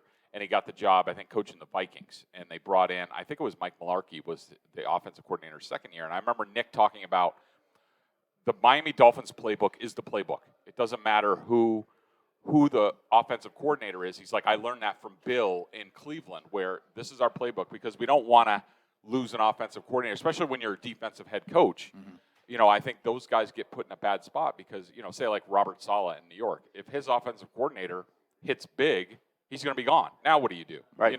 Whereas if you're an offensive head coach, that's you could deal that's with your people. side of the ball. Yeah. So I thought it was really interesting. I understand from Mike Tomlin's perspective why he did it. It's probably continuity reasons. But I got to tell you, the Patriots played the Steelers this past year, right? Didn't they? Yeah. Mm-hmm. And I remember watching a lot of film, and I did not think much of the Matt Canada offense. I thought it was way too college, way too gimmicky for what they have. Especially, with Pickett. I think Trubisky was starting. He was still the starter. Yeah, he was still the starter. I mean, it was you look at the Patriots, everyone's like, oh, they were just 8-9. Yeah, how many backup quarterbacks did they end up being? Like, I think if Kenny Pickett started against the Patriots, they probably lose that game. I think they beat 7 backup or third-string quarterbacks. They couldn't beat Tua. They had to beat Teddy Bridgewater got hurt, and then Skylar Thompson came in, and they ended up barely squeaking out that last game of the season.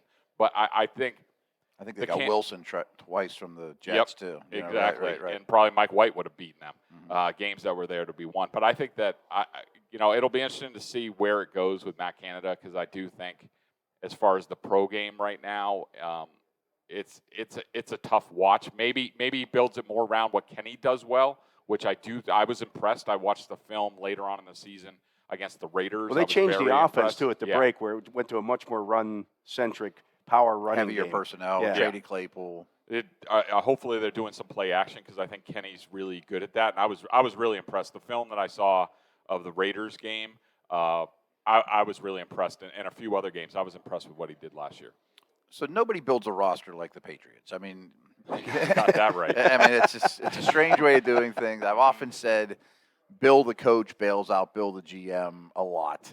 And Tom the quarterback. And Tom the quarterback sure helps. He's a great deodorant. Who's the best player on this team? In my opinion, it's Matthew Judon, clearly. Okay. I think part of the problem with the Patriots and the way they're building things, and you saw it even again this offseason, where they signed a special teamer in Chris Board. They bring back – these guys spend so much money, and assets on special teams. When you just look, I mean, And they you were go horrible on special teams last They were year. horrible, right? and you also look at it according to Rick Gosselin's special teams rankings, which a lot of people in the NFL look at. The two worst special teams in the league were the Chiefs and the Eagles, and so there's no correlation. And Bill's still trying to win in the margins, thinking that he has the same quarterback. Or I guess he just doesn't want to acknowledge like how much Tom did.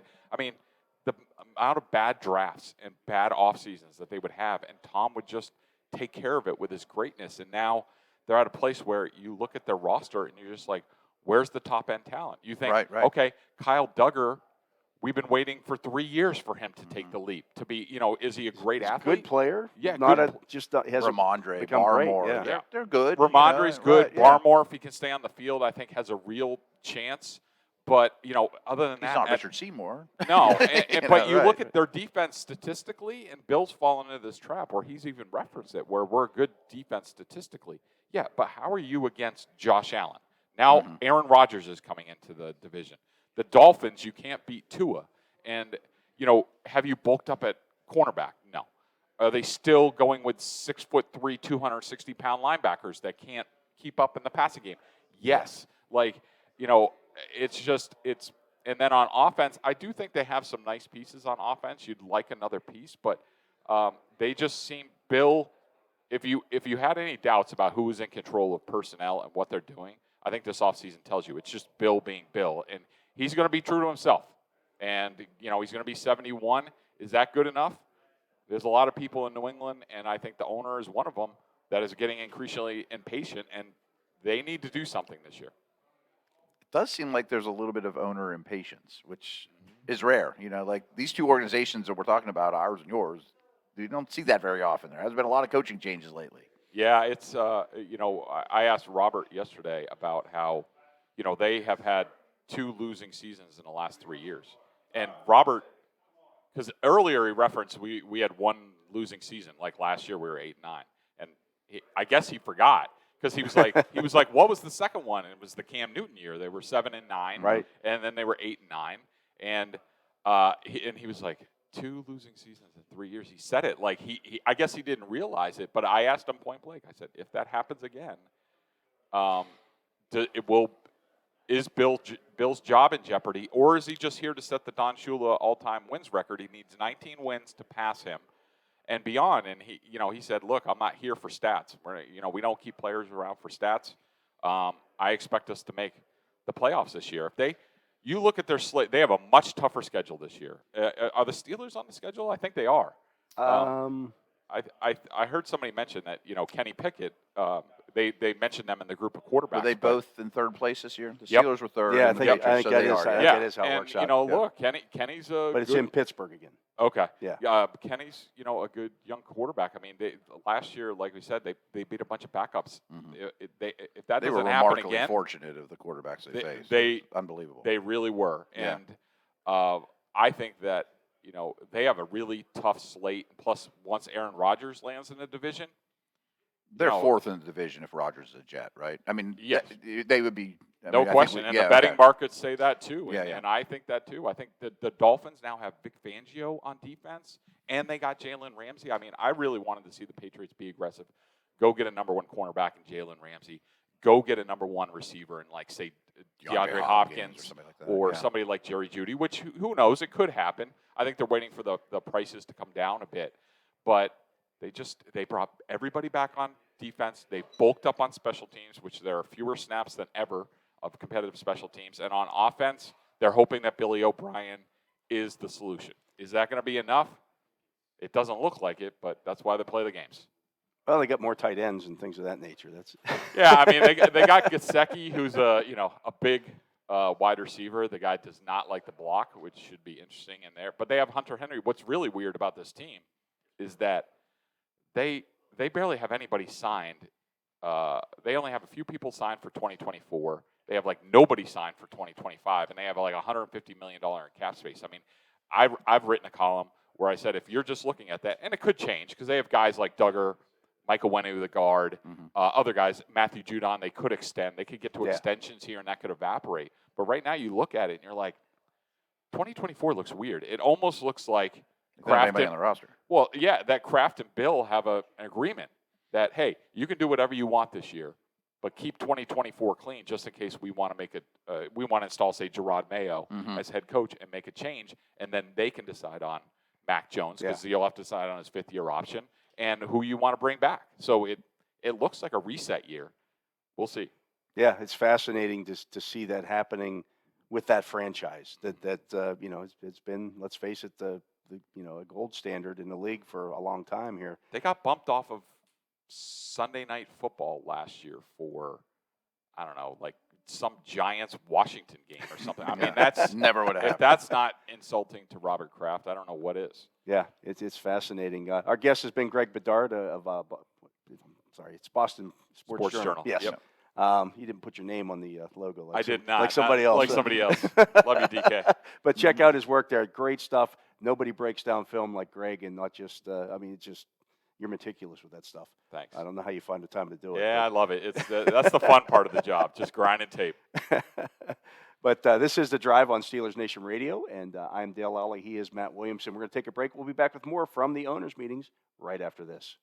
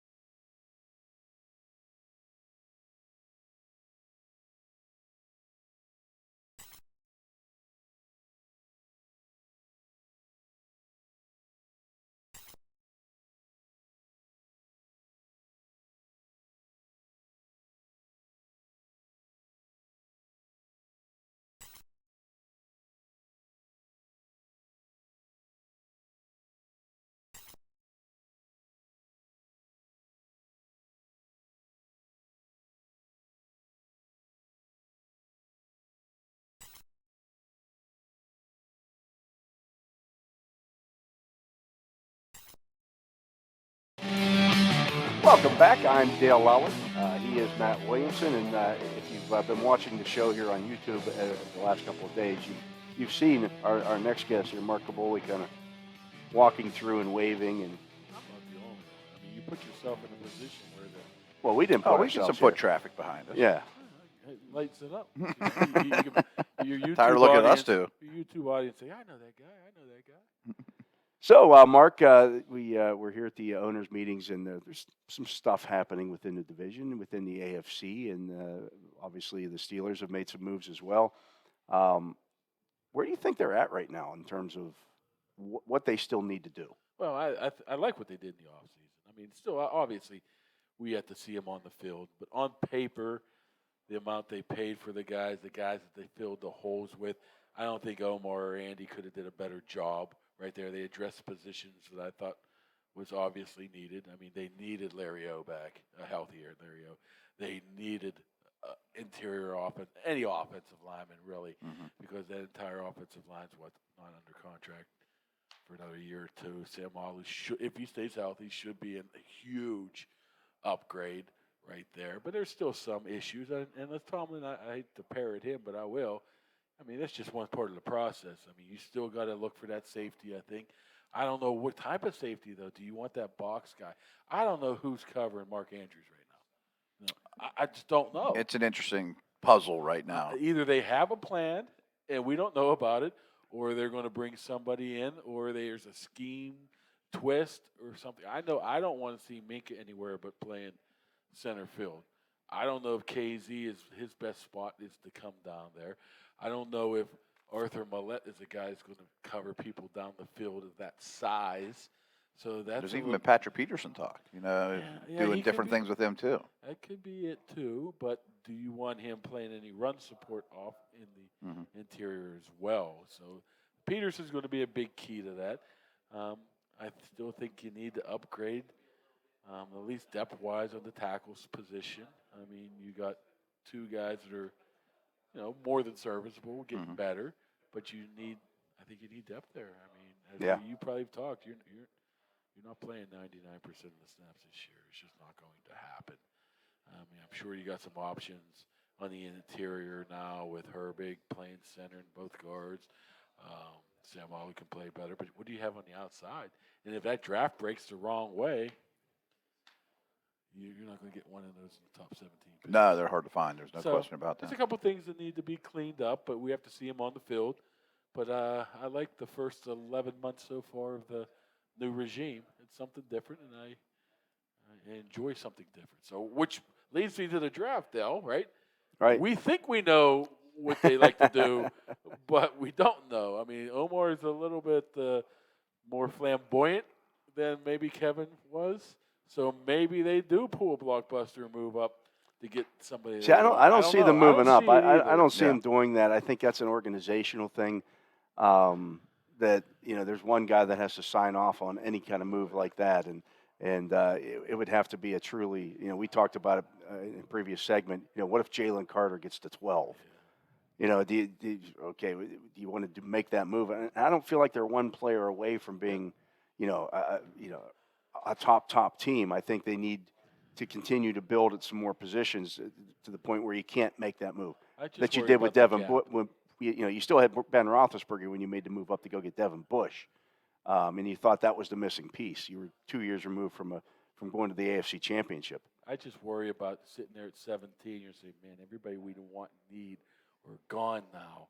If I only gave up a hypothetical fourth-round pick to get above New England, and I can get Joey Porter, who I like, hypothetically, do I do something like that? Maybe not 17-8, maybe 3 or 4 17 to spots. 14. Yeah. Maybe. I mean, the best case scenario, I thought, if everybody's gone, would be 17-23 and add another pick, and you still get the guy you want. But that's the perfect world. When does that typically happen? You have to have another team to play with on the backside of that, too. Well, it's a weird draft, Mark, when you start looking at it, in that, typically there's 12 to 15 guys that, these guys are number one draft picks. I think this year it's like 8 that you look at and go, that guy's a first-round draft pick. But then the next group It's deep. is Wide, yeah. the next group goes down to like 60. So from like 9 to 60, any of those guys Are could you go in the taking first those round. Quarterbacks in there in that top 9 or those 4 quarterbacks? See, I'm getting to the point now where I don't think Will Levis is all that.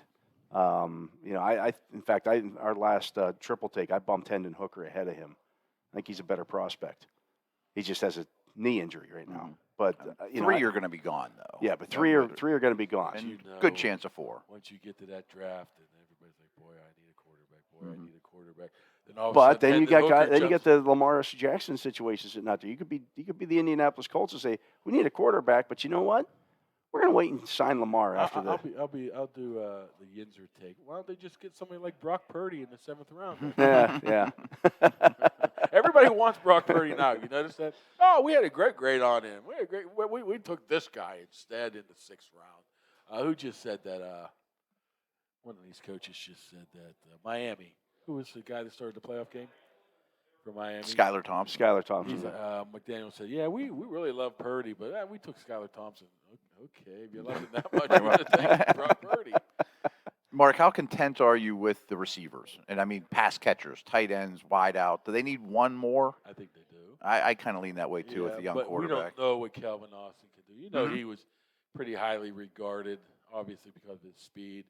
I think Baltimore wanted him, but he's still a 5th round pick, right? Was he Right. fourth? And he flashed Fourth, in yeah. camp, and I like Fourth, Anthony he's Miller, looked and good, but right. You got Cody White, who I don't think he can really take off the board right now. He shows a lot in practice squad when he's out there, but you know their sweet spot there, man.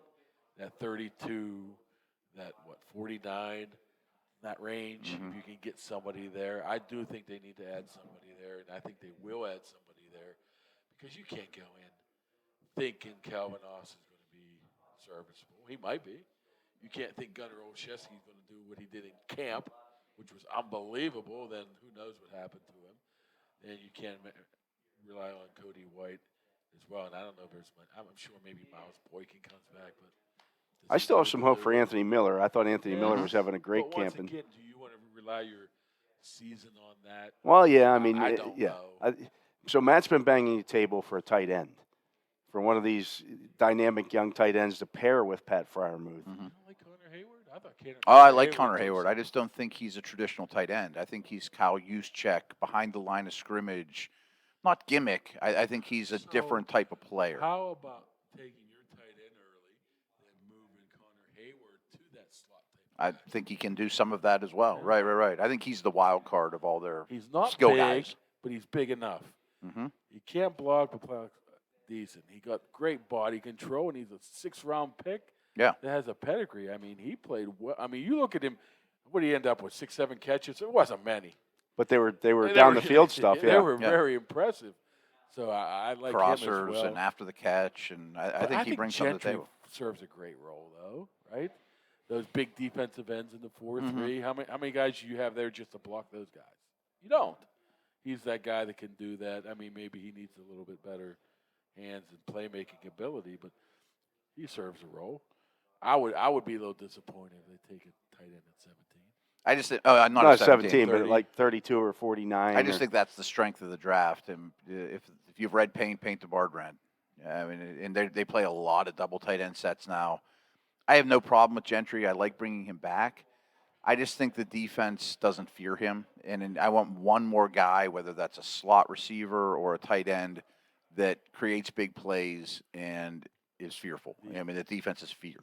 Their thought of going back to the power run game, then adding the 2 tight end Belichick look. Maybe they're thinking ahead. This is where the league might end up going in. You get 3 or lighter 4 boxes. years. You get a lot of too high stuff. Yeah, Yeah, it's fascinating looking at where this could go this year. And, I looked it up, Mark. It's been 20-plus years since they've had 3 picks in the top 50 like this. Yeah, in the new era. What is it? The 70-something? Was 60? I know they didn't have 2 second-round picks in the new era. The Probably Super Bowl since era. Yeah, Merriweather trade and Ricketts. You're and right. probably Merriweather. back then. they've had 2 firsts. right. Yeah. They had, 17 and well, those did turn out quite well, but I think they had a couple second-round picks in the 60s or something. But like this that. is a situation where, especially in this draft, when we just talked about how the depth of this draft, you're going to get 3 premium guys. Yes. I mean, if you look at were they at 82? Yeah. Or 80? as Right. well? It's a deep class too. I mean, you can get. That's why I would hesitate of trading at all at 17. I mean, you're not a team that's ready to knock down the Super Bowl, but you get 3 or 4 starters out of this draft maybe in a year or so. Well, yeah, if you look at Kenny what they've takes a done big step forward, the previous 2 drafts, with what you've acquired, and then you add some young defensive talent, I think that's where this one's going to lean more to the defensive side. That now you've started to remake that roster with some young guys that are of similar age. I know another guy I was thinking position is that edge rusher. I mean, I don't want to use a high draft pick on an edge rusher when you got Highsmith and Watt probably locked up for the next 4 years, 5 years. But you need somebody, right? You want somebody who's not just a rental player every single year for the past 4 years. But I'm not going, Van Ness or anything like that. Could that guy be Bud Dupree? My buddy. I would go more mean, that once route. again, Give me the he's a veteran. He's a yeah. rental player, right? Yeah. Right. Four straight years. You get Justin Houston, you get Bud Dupree. I'd prefer not to use a pick on an edge guy. I think at it's this a waste. stage. I Right. think it's a waste. If you're not drafting a starter, Mm-hmm. because I think if you take one in the first, if you take one at 17 or 32, you're almost saying you're not going to re-sign Highsmith. Which they are. Yeah. Yeah, So it's the balancing act. A mute Mm-hmm. point, right? Yeah, it's a mute point. People say, the people. I love what Tomlin's kind of thrown a couple of jabs out there the last couple of days about people tracking his movements at these pro days and stuff.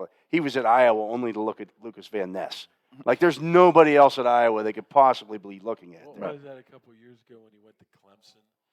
Everybody thought he was looking at. The quarterback. Yeah, I don't even know who the quarterback was. They probably had somebody else that was good. Yeah, that it was year. Martavis Bryant. They ended up drafting that year, I believe. Yeah. They ended up drafting him, and Hopkins was on that team, I Yeah. believe. So there's more than just that. What about inside linebacker? I'm curious because to me those 3 guys are the same or very similar traits of Robinson, Holcomb, and E-Rob. See, I'm a little higher on Holcomb than you are.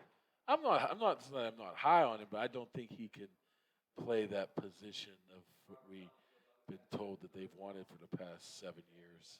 I wonder if their outlook is different and they've decided we're not going to keep throwing premium resources at it.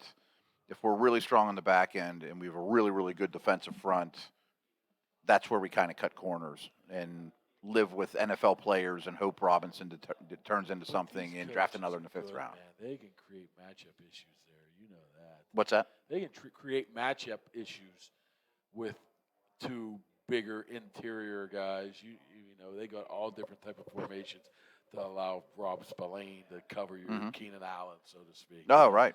So you have to be cognizant of that as well. Maybe Trenton Simpson, I don't know. But I wouldn't pick him at 17 either, right? No. No, I would I'd not. certainly consider him at 32. Yeah. Yeah. Definitely at 49. I don't Yeah. know, unless that ship has sailed. Maybe, the hybrid inside linebacker, like you said, forget it. We want the thumpers. We want LaVon Kirkland. Maybe not that The bad. thing is, if you look around the league of highly drafted inside linebackers, 9 out of 10 of them take 2 years before they get it. Shanahan manipulates them and they run the wrong way and they're athletes and then you waste years. I mean, I'm not saying it's not a good idea. I think they have placeholders there and I think Holcomb's more than that. But I don't know that you're going to get an instant star at that position. This history shows that it takes a while. Yeah, Banderesh. Oh, all Sean of them. I mean, Evans. even Roquan, as good as he is now, his Yeah. first 2 years were rough. I mean, Tremaine Edmonds was right, didn't right. really blossom until this past year. I mean, look at all the first-round linebackers. Most of them take a lot of time or don't hit at all. Or you guys you don't even know. What was the guy from? I mean, Rashawn Evans that everybody Yeah, he loved, went to he Atlanta. washed out Yeah, that he year went to too, Atlanta. and What's his name? Fola or whatever his name is. everybody loves Devin Oh, Oh, White. the guy that signed with Jacksonville. Mhm. He went from Atlanta to Jackson. Yeah, whose name nobody can pronounce. Yeah. Yeah. So, That's the guy I would love. yeah, I mean, but that's just the reality of that position. It's you're going to get manipulated by the quarterbacks and by the offense coordinators. That's just what they're going to do. Mhm. We'll see what happens here, but we're a month out from this, Mark. Yes. Do you see any Month free out. agent additions before the No, draft? No, maybe somebody, but not anybody. A gentry knows. level, maybe, but not anybody that's. Not from the Steelers. No, not necessarily. I mean, Even just. there's nobody left on the Steelers. Yeah, I don't think there's anyone coming back. But Well, we still got to look at that third quarterback, right? I don't. you're going to bring think- 4 to camp, and they only got 2. I know. I mean, I'm sure they're waiting until after the draft to see that happen. Mhm. I mean, You don't think Rudolph's that guy, do you? I don't think so. I don't think Rudolph. All I've been told, he's no way coming back. But he's no way coming back until he doesn't have any other So options. who else is Yeah. asking him, And right? then But Arizona doesn't have anybody. Mm-hmm. Colt McCoy's your starter. If you sign Mason to a 2-year deal and send Mitch on his way after this one, and I don't know. You got to look at that as well. So, you would think a safety, but what's the only safety worth a dog out there right now? Josh Johnson. Mm-hmm. I want him. I thought I was interested in Rapp. He got signed a day or two ago, and Like if they it's wanted drying those up. guys, they would have. I probably would have brought Terrell Edmonds back, but something tells me that wasn't the Steelers' choice. Mm-hmm. I think that was Terrell Edmonds saying, "I tap out." Yeah, not a hard Go position here to and see find a what's happening. serviceable guy, though. Yeah, but he had that role. He had that niche Mhm. where he fit in. He was an With inning the eater too. He defense. played a lot of snaps. So once again, I think there's a plan. I don't know the plan. Could the safety be a first-round pick? Plug and play safety. There's potential for that. I Our hate guest has safeties been- in the yeah. first round too. Yeah, our guest has been Mark Kaboly of The Athletic. Does great work there. You check that out. He is Matt Williamson. I am Dale Lolley. You're listening to The Drive here on Steelers Nation Radio. We'll be back to finish up the show today, right after this.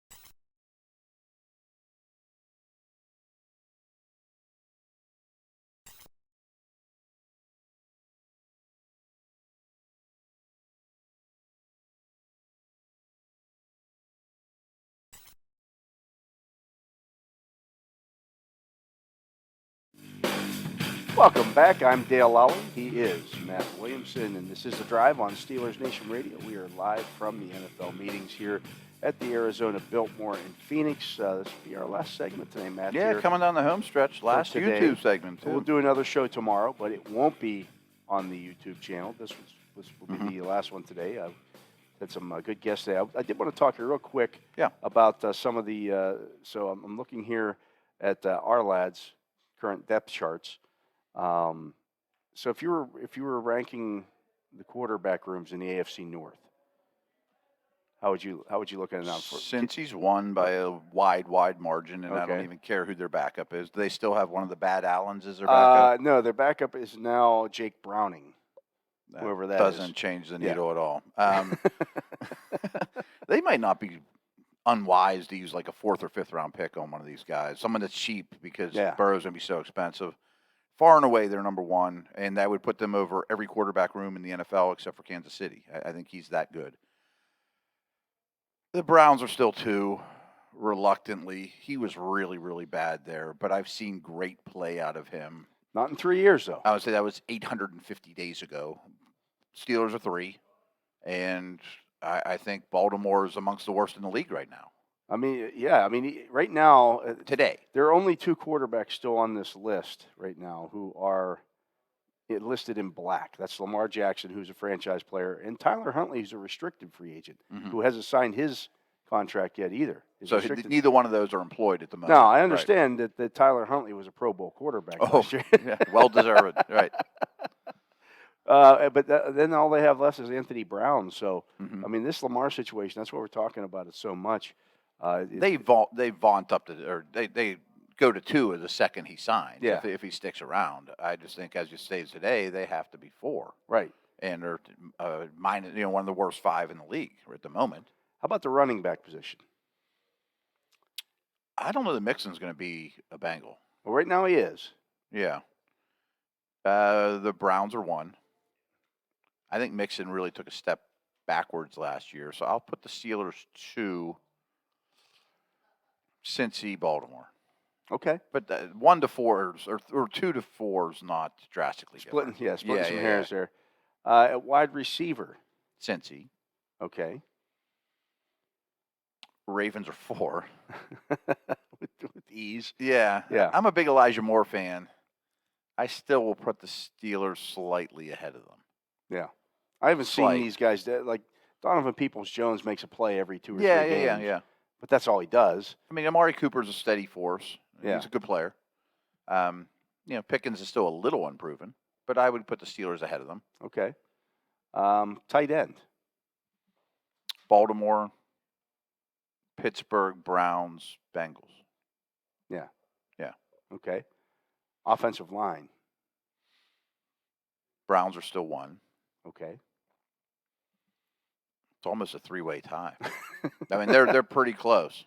Which goes against us. So when we talked about the rankings late last week on our show, those were Mike Clay's rankings. The Ravens were like one of the top 6 or 7 lines in the league, and I just don't get it. And they lost a starting guard, and I don't trust Stanley. So they didn't add anything, and I thought their line was better than Cincy's and Pittsburgh's last year. But as currently constructed, with the Steelers adding stuff and the Ravens losing stuff, I think those 3 are very, very similar. Defensive tackle. Browns are still last. Yeah, it's Jordan Elliott and Dalvin Tomlinson, who they paid $1 gajillion. Steelers are first with Cam. Yeah. The Bengals are 2 with Reeder. Yeah. Baltimore's not very strong there. I mean, it's Broderick Washington and Michael Pierce. They're actually 4. Tomlinson's better than those guys. Yeah, I think so. Yeah. I think so. How about on the edge? Steelers are 1. Browns are 2. Okay. Bengals are 3. Ravens are 4. Yeah. I think that's very clear. Yeah, and then they list outside linebackers and defensive ends differently here. Yeah, okay. Off the ball linebackers. Off the ball linebackers. Ravens are 1. I mean, Roquan's a star. Yeah. Steelers are, I was going to say 4, but the Browns are pretty bad there. That's a tie for 3rd/4th, and the Bengals are 2. 1 and 2 are obvious to me. 3 and 4 are the same. Okay. Okay, yeah. I mean, if you look at those inside backers for the Browns, It's it's bad. Cornerback. corner.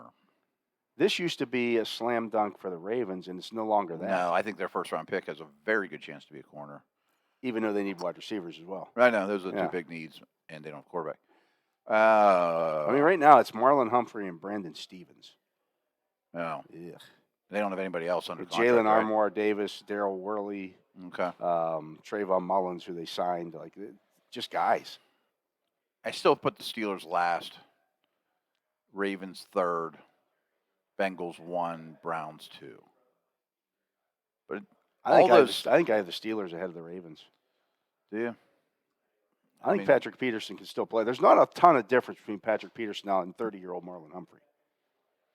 I hear you. Steelers have better depth. I don't know if Levi starts for them. Both Well, teams could use a first-round pick there. Well, without a doubt. Yeah. I mean, when we usually have this conversation, the corner rooms are usually a lot better than this in this division. Yeah. I mean, they're down from their normal standards. For Are you sure. putting the Bengals ahead of the Steelers as well with Awuzie and Taylor Cam-Britt? Or Cam-Britt Taylor? Slightly. And Taylor- Hilton. Cam Taylor Britt. And Hilton. Yeah, Hilton. I mean, he's a corner. He's a corner. I get it. Safety. Steelers are 1 because I mean that's a Minka carries a lot of Minka weight. carries yeah. a lot of weight. I like the Ravens pairing still. Yeah. Williams and Hamilton Yeah. is a really good group, and the Browns are 4, so Cincy's 3. Well, Browns are Cincy's 4. Cincy's 4 too, right? I just lost to both starters, right? Yeah, I mean they're starting safeties right now are Dax Hill, who we liked last year. in Yeah, draft, but he didn't do anything. We don't know what he did. Right, what right. He is. And Nick Scott. And the Browns lost Josh Johnson though. They lost one of Yeah. their starters. They got and- Grant Delpit and Juan Thornhill. yeah, that's better than what the Bengals have right now. I guess. Yeah, Yeah. yeah. I'd go Steelers, Ravens, Bengals. Steelers, Ravens, Browns, Bengals. You might be able to make the argument that the Ravens are number 1 there in the division At safety? with Marcus Williams and Kyle Hamilton. Yeah. I mean, their could make that second guy argument. is really strong. Yeah.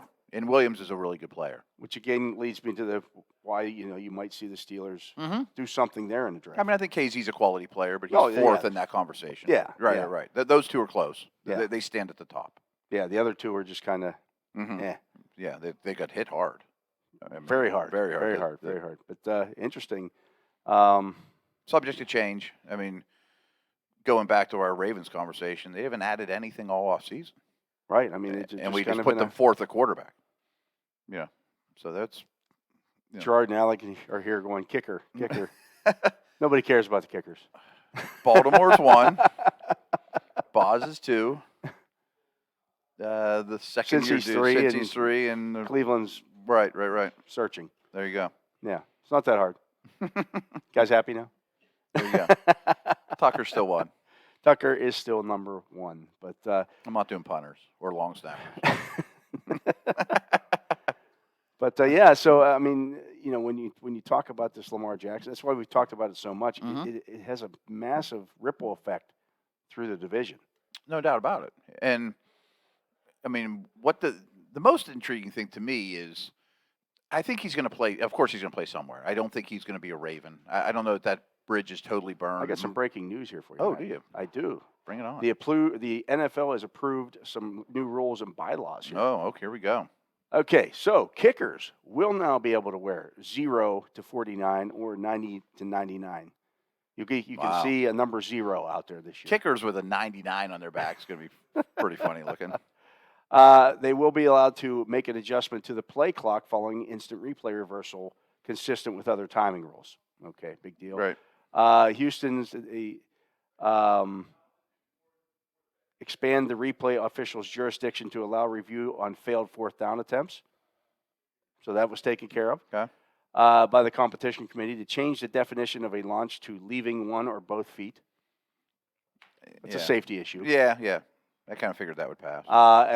The tripping file did come through, so that will now be a personal We file. thought that would tripping. do it, right? We talked about it earlier. They passed it's a penalty now for illegally handing the ball I didn't forward understand what they consistent were with talking other about illegal with that. acts. I don't know. I didn't know what that meant. You're also now it's a penalty for illegal punts, drop kicks, or place kicks consistent with other illegal acts, such as the forward pass, That should which be. is a loss of down. And Yeah. Um, So I'm shocked that didn't happen earlier in NFL life. you can't. The offense is prevented from benefiting from an extension of the half as a result of their foul. And Like finally, taking a penalty on purpose. clarified the usage of the helmet against an opponent by removing the butt ram spear language from Article 8 and incorporating into those. I'm not particularly in tune with yeah, I Article don't 8 know what off the that top is. of my head. So. The bylaws summaries to change the claiming period from Monday for players who are waived to Friday and on the Friday or Saturday to the last week of the regular season. To insert strength of victory as a second tiebreaker for awarding contracts. So if you claim somebody, if you have the same record for and then it goes waivers, to strength of victory for waivers, and then to adjust the rules for postseason signings to account for the standard elevations rule to freeze postseason rosters 4 p.m. New York time on Wednesday following the last week of the regular season. not earth-shaking news there. No, But- nothing, right. Nothing great there. No. I don't know. I don't see a whole lot of changes with the rules. They did I go wonder- to one cut down date for the rosters in training camp, so it will all happen Okay. at one time. So it'll be an avalanche of signings An and stuff. avalanche after. of signings. So Okay. nothing major. Like some of the things that we talked about there, Mhm. the pushing of the Advancing, quarterback helping and- runners and things like yeah, that. didn't pass. What'll be interesting though is we'll start hearing mini camps. What are the points of emphasis this year? Those will be Because key. those are when they really push things. In Those the will preseason definitely and be all key. that. Yeah, I'm for curious sure. what that'll be. I mean, who knows what it is? But Absolutely. points of emphasis will be a big term coming up. We'll hear from Art Rooney the second later. He'll come out Yeah. and talk about Probably some of address these that things. tomorrow, We'll too. see what he thinks is a big deal out of this. I don't see a lot of No, it's major changes there. People are still going to recognize the game. The idea of the punts going out to the 25 didn't pass. That would have was been odd that it didn't. that to would have me, been but- one that the fans definitely would have recognized. Mhm. But all in all, these are the least changes I can remember in any offseason. I'd say I mean, so. Yeah, Least significant. yeah. Other than fans will recognize when they see somebody running around out there with number 0 on. Yeah, or a kicker with 99 on. I think he's Wayne Gretzky. Right. Yeah, so go get your Steelers 0 jerseys now on Steelers.com. A little shameless promotion there. Matt, that's going to do it for the show today. There you go. Good stuff. Absolutely.